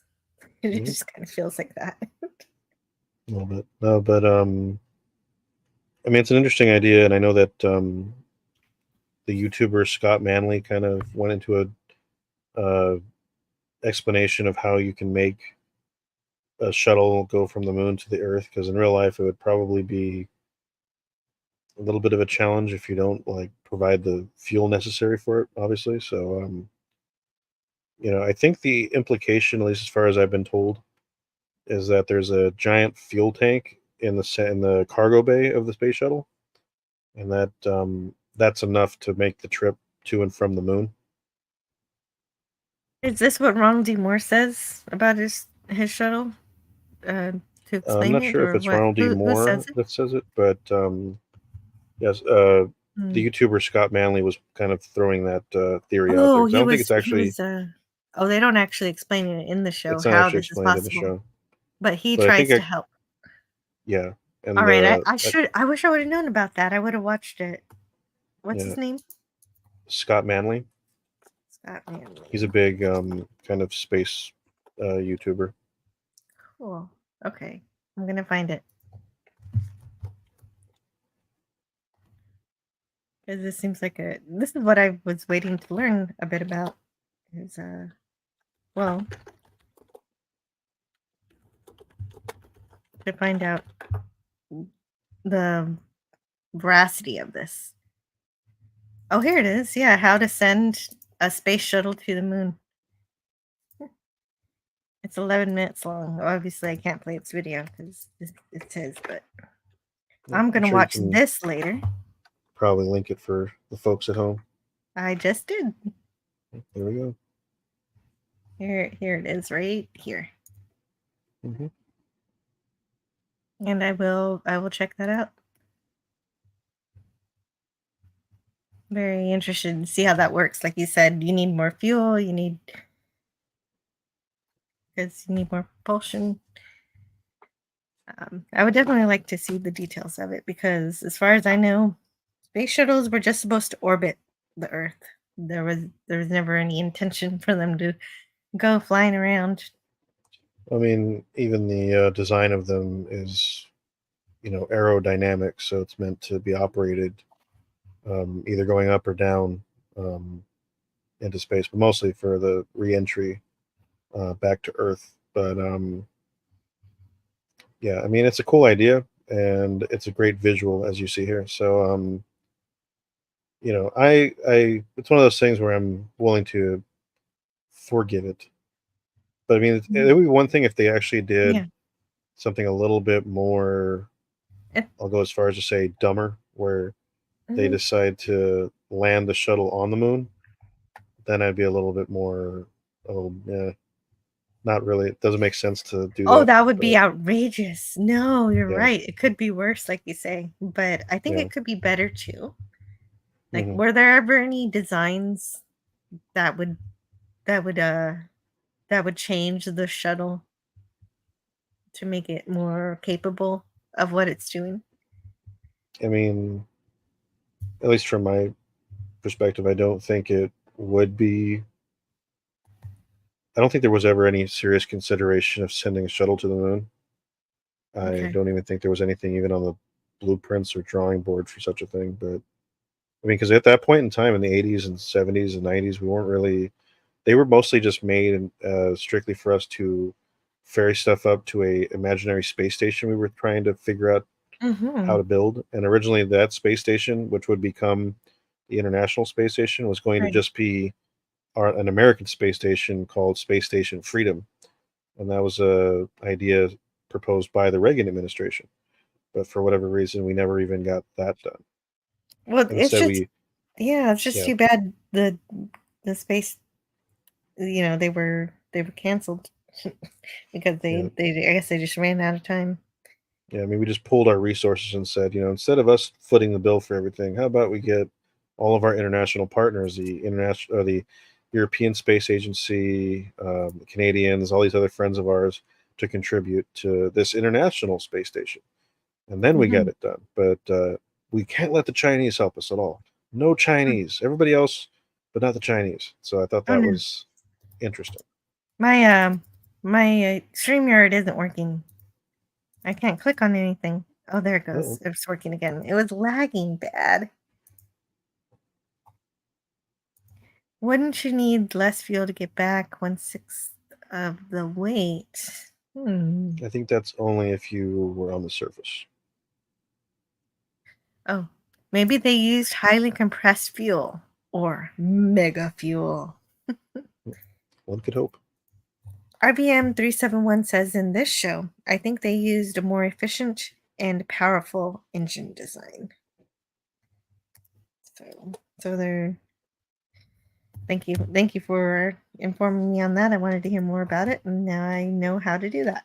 And so Gordo is playing Asteroids, which is the vector-based computer, game, arcade game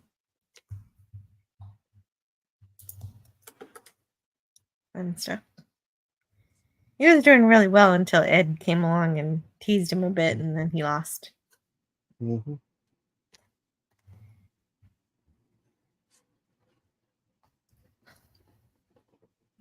Oh, Danielle. Okay, so they're waiting for Danielle, but she's gone through a lot. She's suffering. She's been in pain. She's in pain because she lost her husband to PTSD, Yeah. which is really sad that that occurred.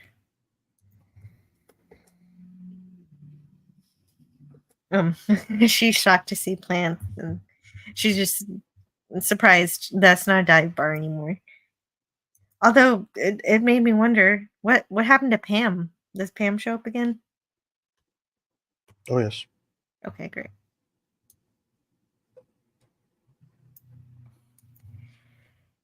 Hmm.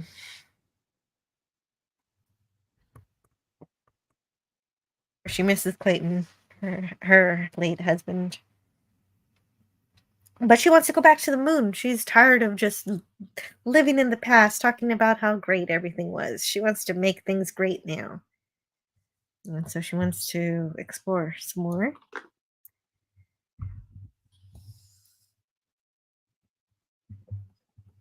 Because I think at this point, even she's kind of, because the only one actually doing any. I mean, I guess all three of them aren't really doing any astronaut work. I mean, I think it could be argued that Mhm. um, Ed is doing astronaut work because he's kind of behind the scenes, sort of working on Pathfinder. But Yeah. I think Daniela basically just has a desk job, and I think Gordon is just fully retired and he's just He's just doing speaking engagements and yeah, just making people laugh about the same yeah, story. He tells the same story over and over in different ways. yeah. And And then then, just periodically I guess the has to random ask about sex he's having that isn't yeah, satisfying. yeah. Periodically he gets asked the question about, oh, how'd you guys go to the restroom in space? And that's probably grating on him too. Because everybody asks that. And he Yeah. has to, I guess maybe he has several different ways to answer to make it more of a variety for him. Hmm. But it has got to be grating after a while, Yeah. telling the same story over and over. Even especially since it's not even true. That's Yeah. got to be the worst part. Hmm. And he's just thinking about this in the middle of sex. Hmm. That's how bad it is. Yeah. And there's Molly. Hmm. She's made it home. She's absolutely affected by the radiation in a very bad way, and she's just pretending everything is okay. RVM 371 used to eat oh wait. Used to play the game Asteroids, Hmm. and the machine used to eat his quarters. Yep. He didn't eat the quarters, the machine did. The flying brick coming in for a landing. Hmm. Yeah, I used to think the shuttle was like the size of a bus, but that's only its utility in the space program. It's actually pretty big. I mean, I've seen it like maybe a dozen times over here at the California Science Center, and yeah, every time I see it, I just look at it. I'm like, this thing is humongous. How did we even get this thing up there? Mm-hmm. 135 times or however many times we did it. Well, It's amazing.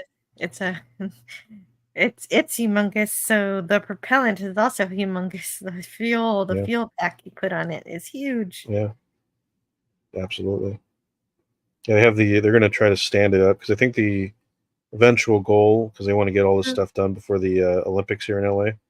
So they want to stand up the shuttle and then put a fuel tank and then the two boosters. So it'll be basically like in its launch configuration. And so you can walk through the little visitor complex that we're going to have here and basically Mm. look at it as it would look when it would get ready for launch. And I think that's going to be cool because it'll be different from how they do it in New York with the Intrepid Air Museum and the Discovery in Atlantis and DC and Kennedy Space Centers. The way they exhibit the shuttles on display. So yeah, it's going to be fun to It'll be see. the way to experience them now is on at Yeah. museums. Hmm. I need to check that out sometime. Gavin Blackburn Absolutely. says, "Oh, go ahead." I said absolutely. I love watching the shuttle landings, says Gavin. Must have been hairy. One chance to get her right, as they were just gliders once they entered the Earth's atmosphere. Right. You got to get it in Yeah. a perfect orbit. I'm like, yep. And I did skip a little bit of the domestic stuff. Wayne saves her from being at the press conference, so Hmm. after she arrives home from space, and Karen makes breakfast for Kelly and Ed. Nothing happens there. So we cut to Ellen and Larry's house, and and there's more domestic stuff here. There's another man, of course, obviously because Larry's Hmm. gay, so that makes sense. Yeah. He's well trained. He parks down a couple of blocks away, and I guess it works out. Hmm. I guess since the FBI is no longer like snooping on them, they can do what they want. Yeah. And this is at the point where now that she's back from the moon, she's going to be exploring, other paths that her career could go down. Yeah, she's taking a desk job so that she can get the Mars mission. Yeah, Um, she seems to be kind of like circling way. this political realm as her path, possibly. Mhm. Okay. Yeah, that seems to be the case. She's changing course from astronaut to politician. Is that the case? I don't know.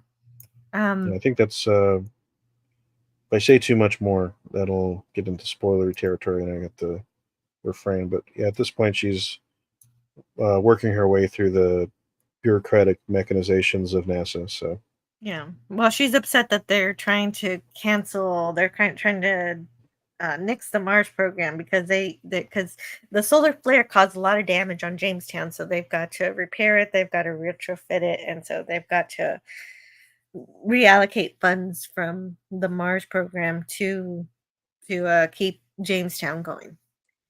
yeah, And so yeah, that's why this episode's like, it's more like okay. I get that you've got to spend some time on it, but eh, it's just hey, budgeting. I like to do that. well, it can be exciting too, maybe sometimes Maybe. for some. Oh, and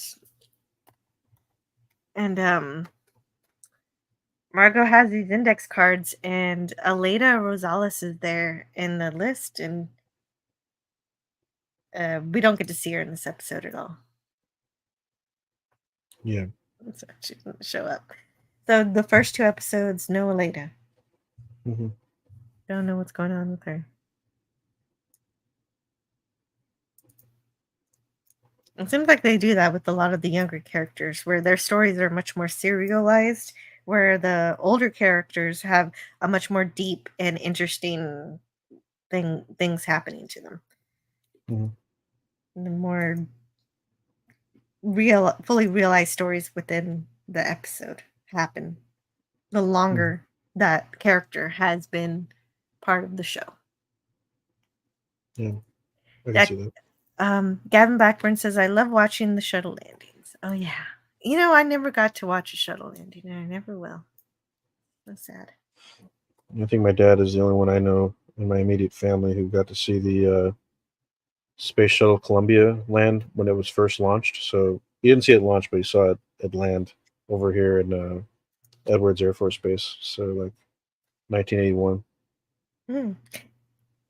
So Ed tries to Ed is visited by Tracy. She gives him Ed McMahon's mug. Yeah. And she wants to do like a segment, a segment in Jamestown. But Ed's like, hey, you need to focus on your job, not Yeah. publicity stuff. Because she's like you said, working to being a celebrity. Yeah, she's pretty much, I think at this point, the the celebrity face of NASA at this point, and Mhm. she wears a lot of that, as much as she can, as also because she has to be there as an astronaut, so she has to like balance this celebrity status as well as her role as an astronaut. Yep, And yep. Ed doesn't really like the celebrity part. No, and nor and also how it made his friend feel. Yeah. It was not good. Although she throws back at him what Gordo did do to her, which is fair enough in terms of his infidelity when he was an astronaut and she wasn't yet. Yeah. Which is a fair point, I suppose. Ed is also so along with deciding who flies, he also does what Deke did, which is to be the main professor of the new recruits, the new NASA recruits, the astronaut candidates the ass cams. Mm-hmm. And Molly's memorized his introduction, which was also Deke's introduction. Mm-hmm. And he's actually just running the program exactly the way Deke did, which is pretty great. It's a good tribute. Yeah. And they're playing golf. Golf is it's a fun little scene. Mm-hmm. It's a good character building scene. And oh hey. Oh no, I'm not done with the golf scene. Where are you going, Sled?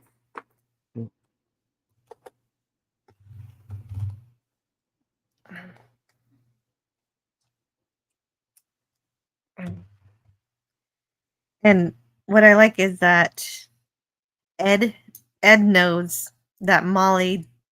There was no way that Molly didn't save Wubbo. He knows it, but he's. Mm-hmm.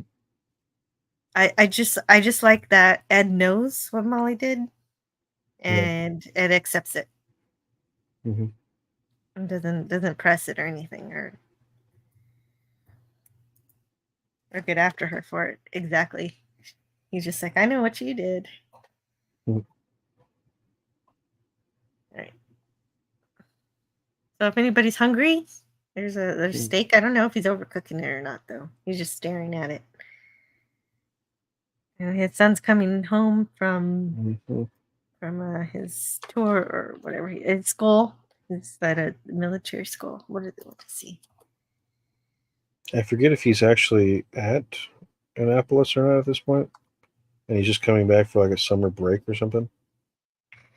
Yeah, he was in Annapolis. Yes. So he was on a well, he tells stories that he was on a carrier. A aircraft carrier.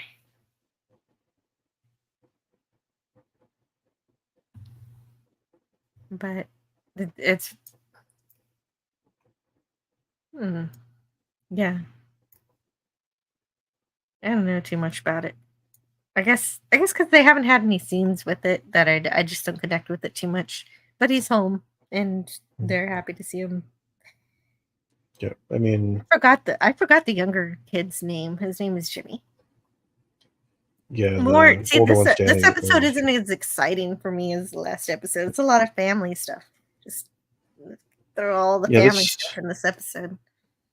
I mean, I guess I'd say this episode's sort of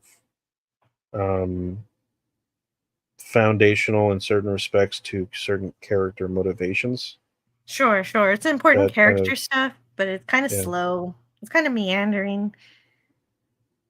Because I mean, the stuff with Danny's going to play into later stuff. The stuff with that's Tracy my problem is well. that the young kid stuff is too serialized. It's just like, oh, look at this kid, he's doing stuff. Look at this girl, she's doing stuff. Look at this other girl, she's setting things on fire 1 minute, but then hopefully going to the Kennedy school that she applied to. But we have no idea what happened because her dad got deported, and she lied about living with Margot. So what the hell happened there? And I know you know, but I don't. Well, I mean, because I think Ronald D. Moore was even kind of saying that during an interview where he was kind of like saying that the biggest challenges in between the seasons is kind of like catching up the audience for what's happened and kind of, delaying certain revelations until later. And, how do you game that out? What's the right amount of time to reveal certain things and such like that? And, I agree that, that's going to always be sort of a challenge. I don't think they handle it too badly here, at least because I know what happens later. But I don't mind it so much because they do develop the adults well, the older characters, and you do get encapsulated stories in each episode for the characters we actually care about. But the problem, the serialized portions of the kids, it's just like, okay, I know, I guess I know little things that the kids are doing, but I don't really care about them right now. I realize that I'm going to care about them later. Yeah. And I realize it's all character building, world building stuff. So I'm not mad at it. Yeah. I'm mad at it. Gavin Blackburn says Jill just wants explosions and spaceships.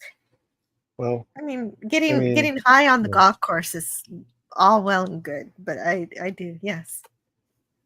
Let's have some more spaceships.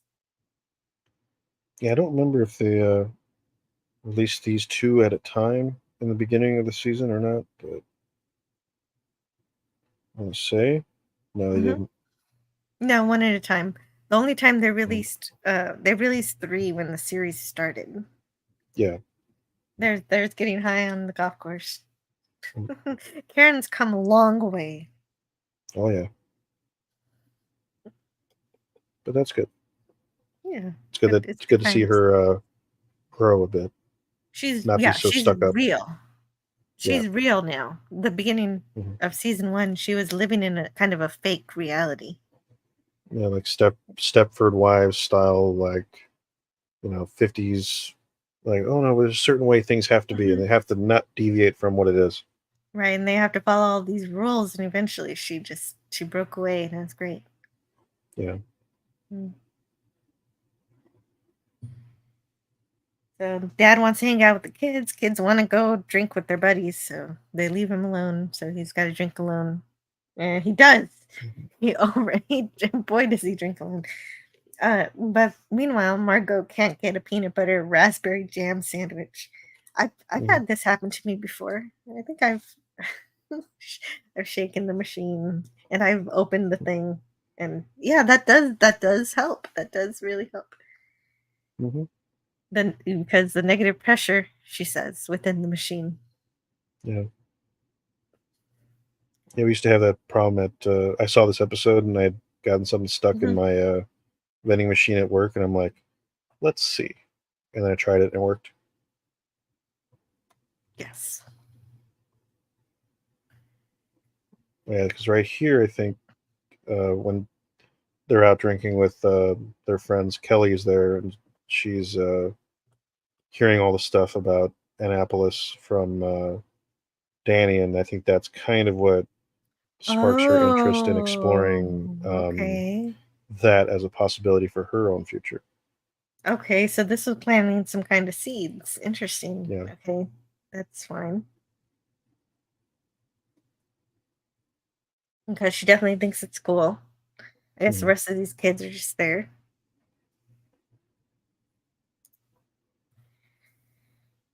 And there's Ed with his miniatures painting. Mhm. He's got normal hobbies now. It's fun. Mhm. He spends more time with his family, so there's a lot of good family stuff for Ed happening. And he's also able to be there for Gordon when he gets way too wasted and starts becoming a menace at the outpost bar. Yeah. And Gordo talks about how he left something up there and he feels like he's nothing now. Like he's meaningless now. He's just a ghost of his former self. And nothing. He thinks he's nothing. And this Yeah. and the response to this, like normally you get a hangover and you get regrets in the morning of things you did because you're really drunk. But in Gordo's case, he gets to go to the moon again. Mhm. But he's not too happy about it. Yeah.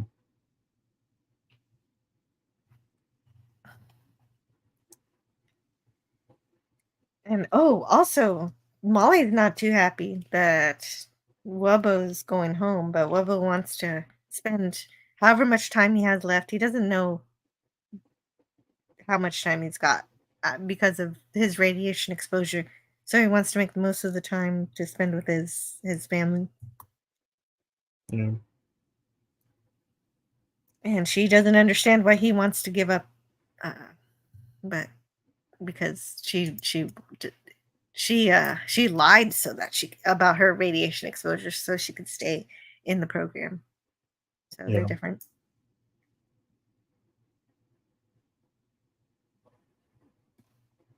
And that's the episode basically. I finished talking about the episode before it ended. And that was with trying to fill in the blanks. It's I think not that I just want space mhm. stuff, but Yeah. God, I think there was a little too much character stuff.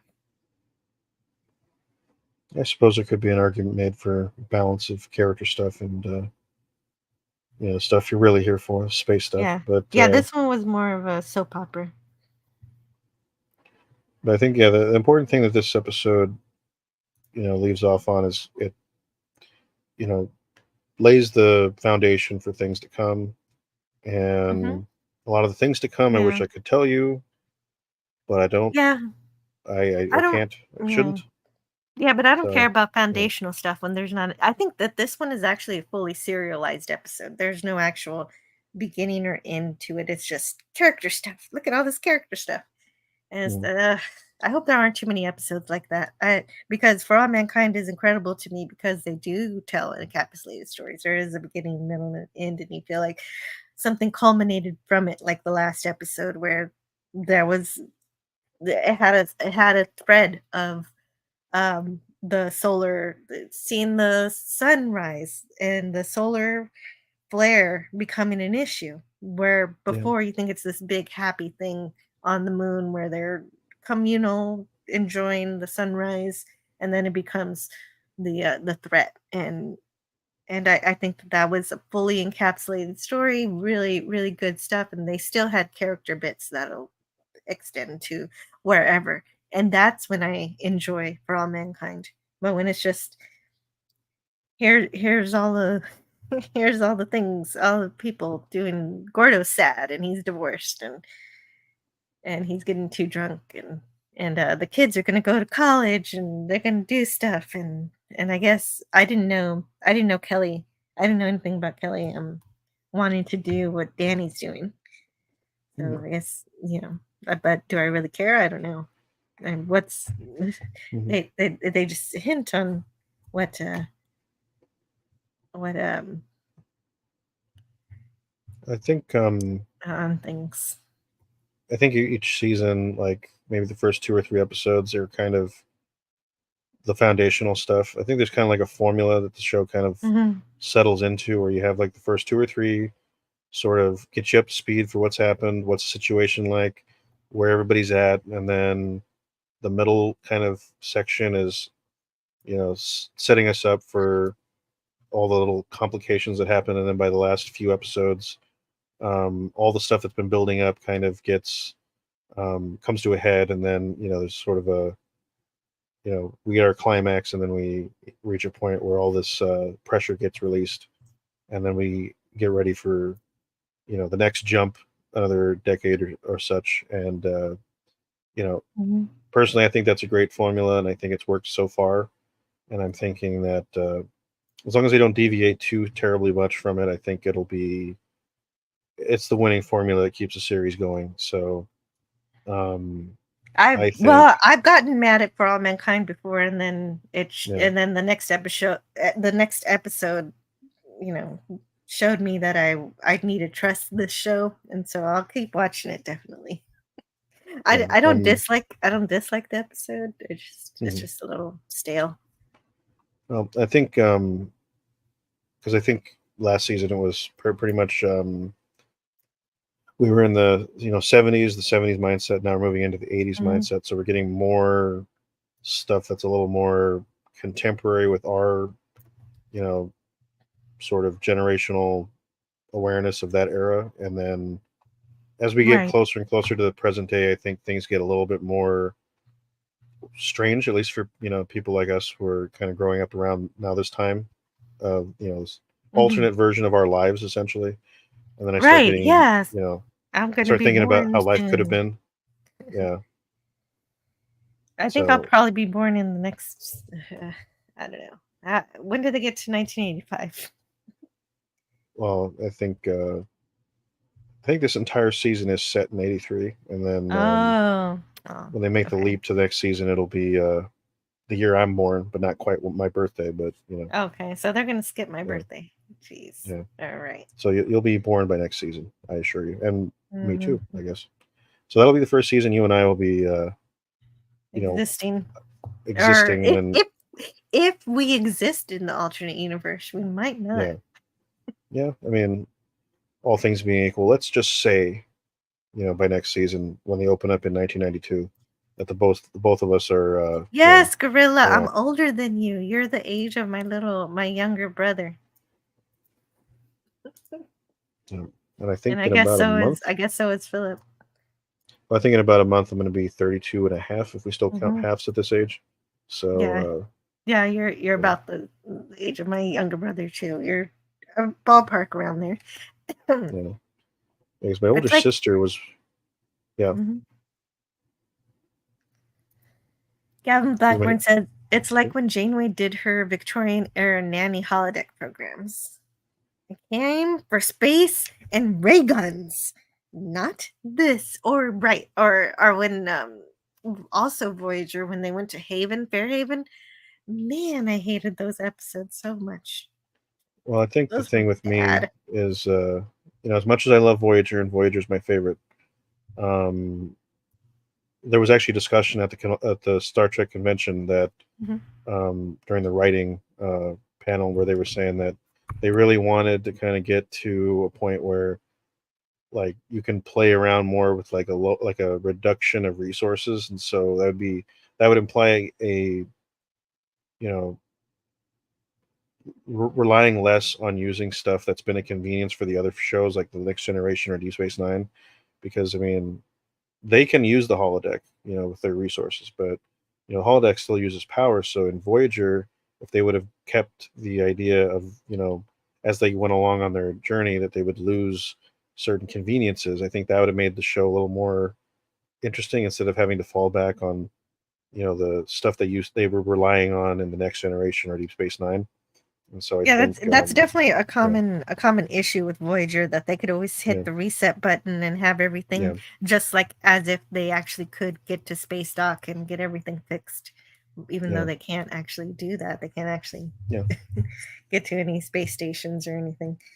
Yeah, that's why I've always But been saying for years. I mean, Equinox and Year of Hell are kind of the window into the sort of Voyager that I think would have been that could have been, yeah. crazy. But So, um I I just wish they didn't do Fairhaven. I just wanted more Captain Proton. If they're I gonna mean, use the holodeck, if they're gonna yeah. I don't mind that they have power because it's stupid that I didn't exactly like the fact that they ran out of fuel because Star Trek is in a post scarcity kind of future. These kind of things you're supposed to be able to recycle them. Well, I mean, I think Star Trek is kind of an interesting sort of anomaly because it's supposed to be set in a post scarcity environment, but I think that's only within the Federation because once they leave, I mean, the Ferengi still have an economy, like a hyper capitalist economy, because they're heavily dependent on, gold pressed latinum. And so, Mhm. everybody else is playing by, scarcity rules, while within the Federation, there's very much none. So, when you're out 70,000 light years away from the Federation, you don't have the same, conveniences as everybody else does, then, people do in the Federation, then that I can see as a way of, sort of getting to that point where you do need to consider these things that otherwise you wouldn't have. You can always have a starbase to visit, but now that you're 70,000 light years away, you don't have the capacity. So once you eject the warp core, or even the other problem with Voyager was that they had constant like infinite shuttles somehow.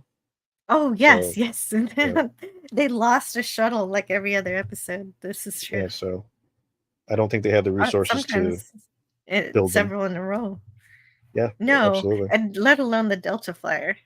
Yeah, I mean when they got down to that, I mean that's another question. But Mhm. yeah, I love the show, but you know not without its problems, like always, like any show. Yeah, yeah, yes, girl. You're right on both accounts. Anyhow, yeah, that's I need to check that out. it's good to explore. I still even with the less interesting episodes, I do realize it's important character stuff, but I like exploring how the advancements of space in this show correlate to the advancements of people living on Earth with the electric cars, the email instead of the email, the other stuff, solar panels. I think they also mentioned, of course, NASA helped develop solar panels to become more efficient and useful. That's logical. Yeah, I think one of these days, probably when the show's over, I'm gonna do like a super cut of all the little beginning season like catch ups to the whole in between seasons, and kind of like get like a super cut of the entire alternate timeline and see how everything went. I think that'd be cool to do. Yeah. Oh, yeah. That would be a cool video. Can't wait to see that. Yeah. So, one thing I haven't mentioned yet is, of course, have I mentioned Michael and Denise Okuda, of course, married.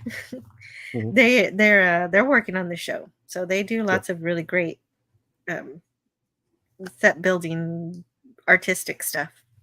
Lots of great art direction, all that. Yeah. So that's wonderful that they're part of it. Yeah, I was trying to see if I got to see them at the convention. They were ascending the escalator as I was going down at the Rio. So that was my only glimpse of them the entire time. So should be happy with that. Yeah. I just sometimes just being in the same room with the people who made great stuff. That's good enough. Yeah. Okay, let me see. Nope, that was it. That's all the notes that I have for the show. But I had fun watching them. Yeah, I think you'll. I mean, I would say you'll enjoy this season, but I think that's going to pretty much be my entire like default. For you is like this is going to be your favorite season. Then the next season will be your favorite, and the next one. At least I hope. I know there's some people Oh who. yeah, I do hope deviate, that but, it just gets better. Yeah, but I agree with Lance from the Outcast Creative that he was saying that every season gets better, and I agree. So I I hope you enjoy them. I think you will if you're into this sort of thing. I don't think every episode is like the one you just watched, The Bleeding Edge. I think most of them do balance character and space stuff, but I don't mind them having to deal with their personal issues. This is just a little much. Yeah, because I think if I remember correctly, this is the only kind of episode like that. But I think you'll be the first to correct me if I'm wrong. So please do. Yes, this is definitely the first episode like that. Mm-hmm. No, there was melodrama in the first season, but it was interconnected with the major story plots that were happening. Yeah, because I think there's going to be something that happens later between Kelly and basically the whole Baldwins that I'm curious to get your take on when it happens. So great, can't wait. Well, yeah, and this season very obviously dealing with more politics than last time. Mm-hmm. Yeah, between military versus the scientific, and yeah, I think this is the only season that really deals with it this heavily. Oh, really? Because I think the later seasons it pretty much kind of pivots to the private space influence. So, as one would expect, probably. So, no, I haven't. Did you see the video that? Oh, StreamYard is messing up. Did you see the video that tracked how many torpedoes Voyager used throughout the series? Yeah, torpedoes, shuttlecrafts, whatever. They used it. yeah. Never mind torpedoes. What about all the shuttlecrafts they lost? Yes. Again, my favorite show, but not without its flaws. My favorite is the original series. The ongoing. I can't wait to. Yeah, go ahead. Yeah, sorry. No, you're good. What can't you wait for? You said you can't wait.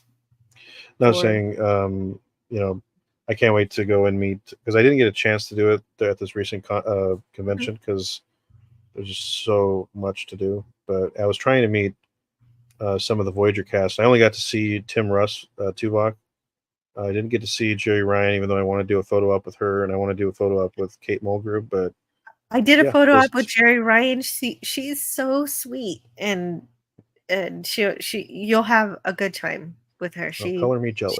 She was so she loved my son. He was only 3 years old, and so Oh, obviously, and yeah, it was a good time. what convention was that? It was the Las Vegas convention also. It was the Oh, okay. 50th. It was the 50th Okay. anniversary. Yeah, 2016. Okay. Mhm. Yeah, that was the last time I'd gone, but I'd actually go to the convention. But yeah, we got turned away, unfortunately. But That's this important. time Oh, we I'm didn't. sorry about that. Yeah. I hope you get another chance.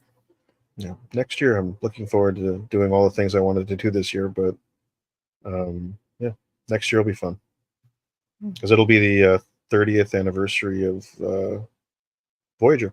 So Yeah, they're actually going to celebrate that. They didn't celebrate 20th for Enterprise. I mean, as far as I'm aware, we did have a few because I think they're trying to gear up for a 25th thing in 2026. Oh, But good. Okay. yeah, I think the pandemic kind of killed a anniversary for Enterprise in 2021. Oh, So see that must be what happened. Okay. yeah. Fair enough. Fair enough. RVM 371 says, also in my opinion, I kind of liked to beat the shit out of Voyager in the Year of Hell. Oh, wait a minute. REM didn't personally beat up Voyager. He just liked the beat up Voyager in the Year of Hell. Yeah. The ship should have crossed the finish line with a couple of scars, like the Enterprise in Star Trek 3. I mean, Yes. I've always been of the opinion, but it's like my old fan fiction thing where I'm like, if Voyager would have just stayed out there and they would have like formed their own little chapter of the Federation in the Delta Quadrant, how would have things been?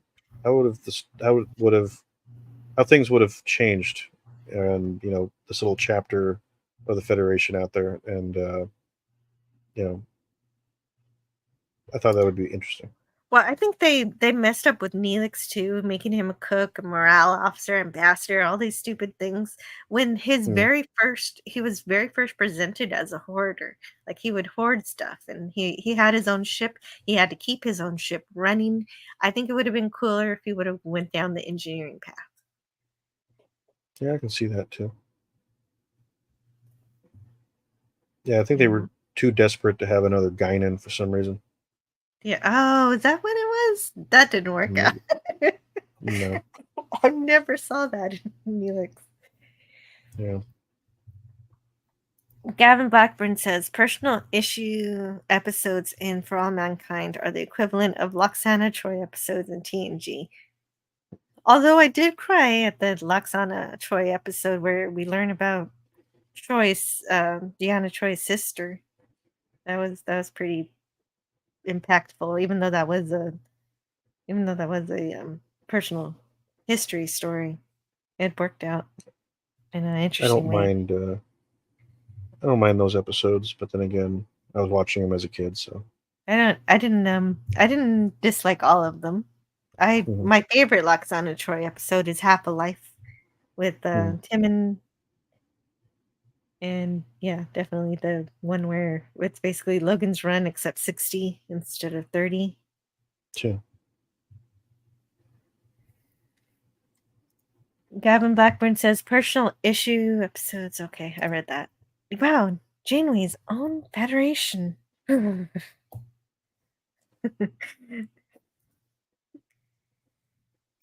Yeah. Well, I think Janeway's Federation would have been. I mean, if it would Oh have. I boy. mean, it would have been crazy if the Year of Hell actually had some stakes and there was no reset button. Like Janeway would have died, and that would have been canon, and that would have been insane. Oh, but then Chakotay gets recapped, and I wouldn't mind seeing that. Yeah, that's true. I don't know. I mean, that would suck that Janeway's dead, but I, Yeah. I wish I don't think we got enough Chakotay. I think he could. He was Yeah. he was a really good balance. He was a good foil to Janeway when they actually used him, and they didn't. Mhm.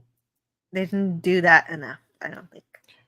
I mean, he has a couple of good episodes where he's solo, like the episode Unity, where he goes to like this liberated Borg compound, and even Yes. Distant Origin is good, where he's kind of having to play, this, you know, he's trying to help this Voth scientist to kind of, reveal this theory that would upend their whole society, and God, that I was think a he's pretty great good in those. episode. That's the dinosaur one.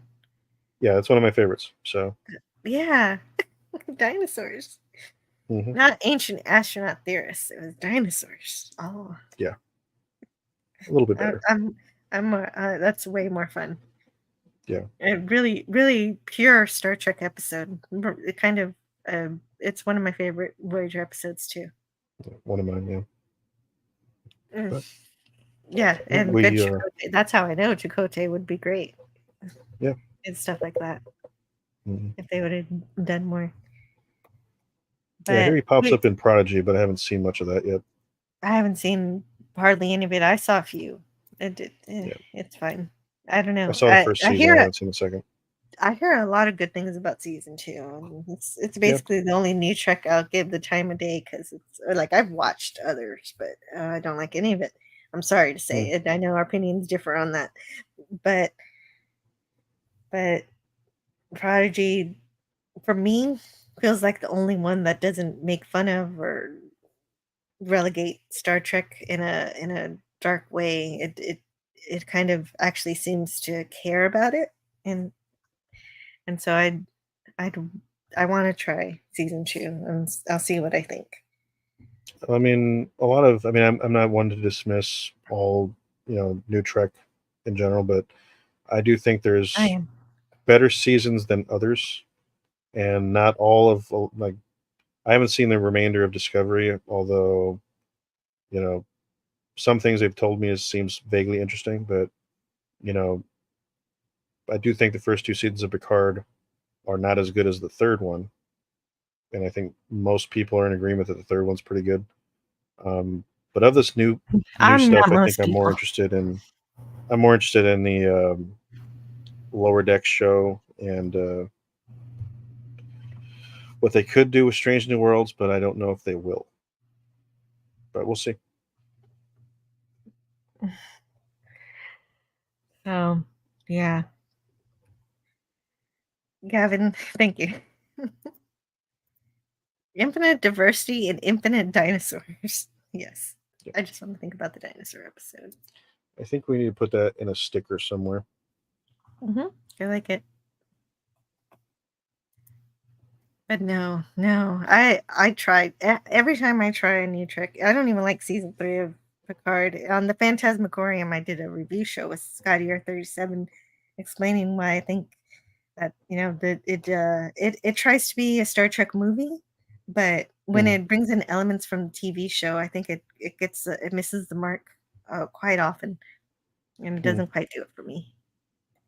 But Yeah. I can understand why people are trying to like what they can like it, and I know that's to each their own.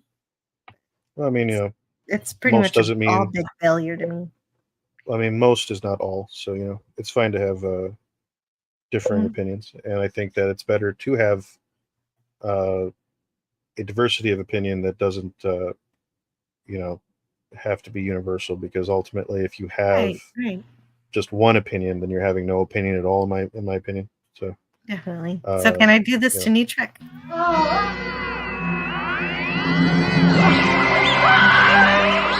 The agony booth is a most effective means of discipline. Well, I will say that if that's your true opinion, you should definitely not keep it to yourself. Okay. I'm working on it. I balance between trying to be nice to people who are enjoying it, because I'm glad at least somebody's enjoying it out there. Because one day I'm hoping to. I mean, the dream would be to write for a show like Star Trek, but I feel like they wouldn't let me off the leash, and I don't like that. Right, exactly. And so that's why I'm so excited that what I am excited about for Star Trek isn't even Star Trek, but it's for me the actual modern Star Trek, which is the Orville. And I'm Mhm. excited that, well, we'll circle back around to the beginning of this live stream that Scott Grimes said that they're probably going to start filming in January. So all I need is for somebody, you know, to announce officially that season 4 of the Orville is coming. Yeah. I So, mean, what is the big wait? We already know what yeah, Scott said. Come on, let us know. yeah, I got to watch the most recent season of the Orville, but I have enjoyed it, and a lot of Okay. people, I think, have rightly said that somebody like Seth has proven that he can do Star Trek. Why can't he Yes. be a person that actually does it? So Well, he tried. He went and he yeah, asked and he offered, and they refused him. hmm We could right now have really good Star Trek if it weren't for that refusal. But yeah, in a way, it's kind of freeing to have the Orville because he wasn't beholden to the canon and everything, all the past, and he got to create his own universe. And I think it's hmm really beautiful what he made with the Orville. yeah, yeah. I mean, even my own little dreams of But if, making my own little Star Trek, would be nice. yeah, and you could make your own Star Trek. You just have to do what Seth did, is Yep, make your own. yep, He made his own with blackjack and hookers, as he said. yep. And I'm with the RVM 371. I've walked away from Star Wars and Star Trek. I just can't reconcile what I saw with what I understand is canon. But yeah, unfortunately, I've said it many times before to these modern writers: canon equals outrage. Yeah, and I try to give it the time of day now and then, so that I can form a reasonable opinion on the matter, on why I don't like it. And that's the only reason I give it any attention at all. John Doe says, I love the fan movies on YouTube. And so I actually reviewed Star Trek Continues. I loved Star Trek Continues, but um, I haven't what seen fan that just movies yet. are you talking about? Oh, have you seen Continues? I have it on my watch later list, and I haven't seen it yet. You should. It's really great. It plays right into the motion picture in a really Mhm. wonderful way, and it's really cool because it also introduces the ship's counselor Hmm. to the universe in that era, and I think it's an interesting uh, addition. Gavin Yep. Blackburn says no writers at the current Paramount understand Trek at the basic level. Literally every choice they make is silly. They do not understand Spock 100%. And I think that's what bothers me the most. He's my favorite character, and to see him just utterly disregarded every single time is what hurts the most for sure. Well, I mean, one criticism I could lob at the new stuff is that I feel like a lot of the series that they're churning out, except for say for a few, are a little heavy toward being less interested in being shows that are science fiction shows and being more interested in being more character heavy stuff, which in general is not a bad thing. It works really well with shows like Battlestar Galactica, Hmm. but these shows aren't that because a lot of times they're not as serious in what they're trying to accomplish with it. And I think most of the problem is that they hire mostly television writers that come from like primetime TV, and I Yes, don't soap think operas. and I don't think that translates too well. I mean, you can make it work, like I mentioned, but for some reason, whoever's running the show isn't. Because I mean, I won't defend Discovery season one at all because I feel like there's just too Mhm. many It's too awful. many things wrong with it. But visually, I can accept certain things, but because it's set like 10 years before the original series, there's just things I have trouble reconciling. But Mhm. you know, I try to come up with reasons that make it work, but it's difficult. Yeah, and when you love something, you try to make excuses for it, but there's a certain point where you just can't put a band-aid on it. I mean, I know Gavin there's still Blackburn purists. says, Yep. oh, Gavin Blackburn says people will tell you that Lower Decks is good, but it's easy to break down and deconstruct what is much harder to create from new, where they have failed totally. Discussion from the member stream, I think. Oh yeah, definitely. Tomorrow, that's a good reminder. Tomorrow we're going to have a membership stream at 11 a.m. Central again, because all of my daytime streams are now at 11 a.m. And sure, we could. I think Lower Decks is like Saturday Night Live Star Trek. It's very clearly a parody, and it's very schizophrenic for me. Every once in a while, they put something up that's like a homage to Star Trek or something that's trying to be respectful, and then they disrespect it or make fun of it in the very next breath. And so it's kind of infuriating in that way. Yeah. I mean, I think that's the one thing that you and I will probably. I mean, there's a lot of people who love it and a lot of people who don't. I think it's kind Mhm. of. I don't think it's as polarizing in the fandom as what I saw at the convention, because it seems like there's a lot of people who it really works for, and I think that's good. I mean, there was tons of people dressed up as characters from Lower Decks, but what I I did believe notice it. was there was a significant lack of people dressed up from. I mean, there was certain people dressed up from certain characters from Discovery, but it was like maybe one or two people. There's always that one person who's oh, jeez. I've emptied my brain of these characters. Saru. There's always that one Mm. guy who does Saru. Yeah, I think I saw that person, and I think there's a photo floating around the Star Trek Las Vegas Facebook group of it. But Mhm. yeah, that's pretty much the only one I think that they make costumes from, or to perform in the convention. What finally crossed the line for me was when Burnham took the center chair. They quoted Roddenberry and ended the episode with the original series music, while like it was the ultimate retcon. What season was that? I haven't seen that. I haven't seen past season 2. I gave up. I gave up when I realized that I was on the villain Yeah, side. I wanted I the stopped as I wanted the AI to yeah, I haven't win. seen that one. So I mean, I enjoyed them bringing in Pike because I do think Anson Mount is very charismatic, but I don't. There's a part of me that thinks I should be grateful for Strange New Worlds existing, but there's a part of me that's like, I don't like having to go backwards in the timeline. I would much rather us keep moving into the 25th century and beyond. Yeah, But why then you have don't they? Discovery that did that already. So then I'm like, okay, Oh, let's go right. back a bit. They But they went not they went far out. That's yeah, and not in a good way. yeah. And I think we need to roll it back to the 25th century and do this Star Trek Legacy show, but hire Ugh. like science fiction writers to do it. Oh, yeah. Why didn't they ever do that? I would have liked that from the beginning of all of this. Well, I think they did in the original series, the Next Generation, and the Yes. animated series, and then they Yes. dropped off. Yeah.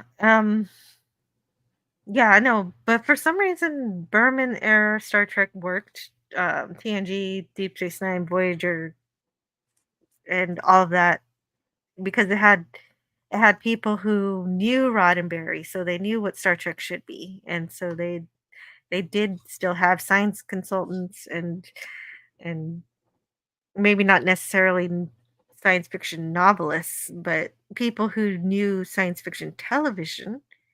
Hmm. And so there was not it wasn't just it and they had series Bibles, at least for TNG, I know they did. Yeah, I think I actually have a copy of the Voyager one somewhere. Hmm.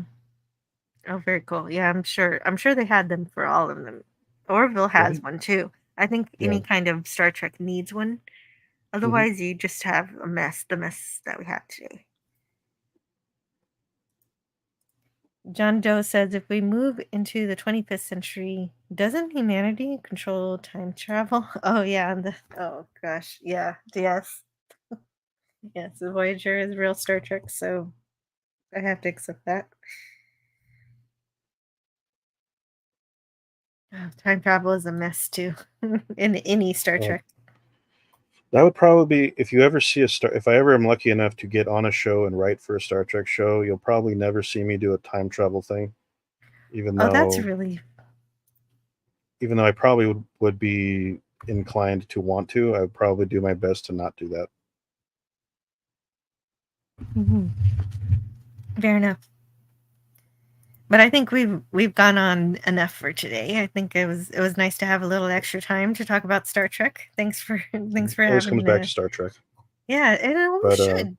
Yeah, yeah. this channel will always go back to Star Trek, even when the stream is about For All Mankind, which is created by, of course, the Star Trek creator from the 90s. Yeah, I think on my own channel, I wish I could have met him at the convention. I could have, but we were busy. Darn. Maybe next year.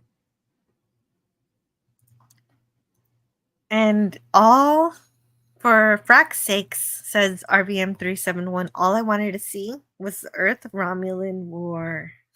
Well, we could have. Wanted.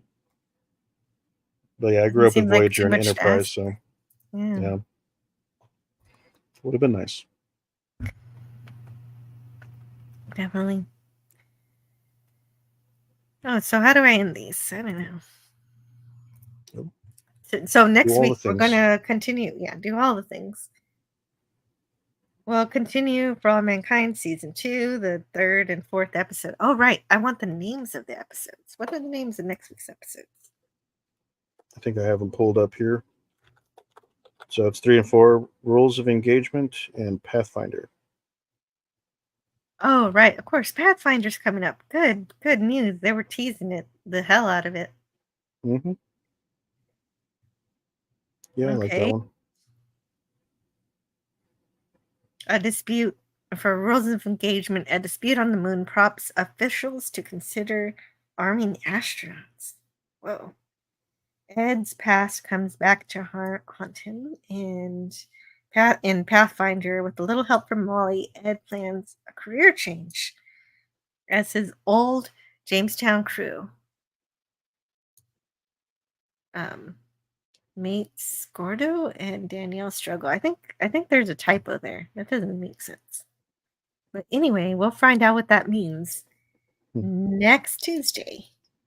And tomorrow at 11, membership stream if you have a membership. And Friday, Insurrection. Also at 11. RVM 371 says, Jill, are you going to be on time next week or early again? I'm going to be early every week. Because my daughter's in kindergarten and I don't want to. Even though we probably would have made it in time because this stream was really quick. We went through the episodes fairly quickly. We spent like an hour talking about Star Trek, so which is great. Yeah. Oh, it was a good time. And yeah, I'm still going to start early because I don't know whenever I'm going to actually want more time. So I prefer having the extra time. Yeah. Well, I mean, it works out for me too because I'll be teaching in a few weeks. So they want me to start like at 1. So if we'd done it the other way, it might be a little more challenging. So I think it works out for both of us. Nice. Okay, great. I'm glad that works with your schedule coming up. And tell us about your channel. Your Fleet Levi Admiral. Yeah. Fleet Admiral Levi is my channel, as you can see right there on the screen. We talk about science fiction, fantasy, and horror, whether it's books, games, TV, film, whatever it is. We'll be discussing it next week or this Friday. We're kind of doing a free chat where it's, we're just going to discuss anything at random. I might have a guest on. It depends on their schedule, but yeah, come along. It'll be fun. All right, that'll be great. Okay, so I will talk to you guys next time, and let's see where they go. And they're progressing towards Mars. Let's see how long that takes, little by little. Yeah, that'll take time. Bye, everybody. And we'll see you next time. Bye, guys.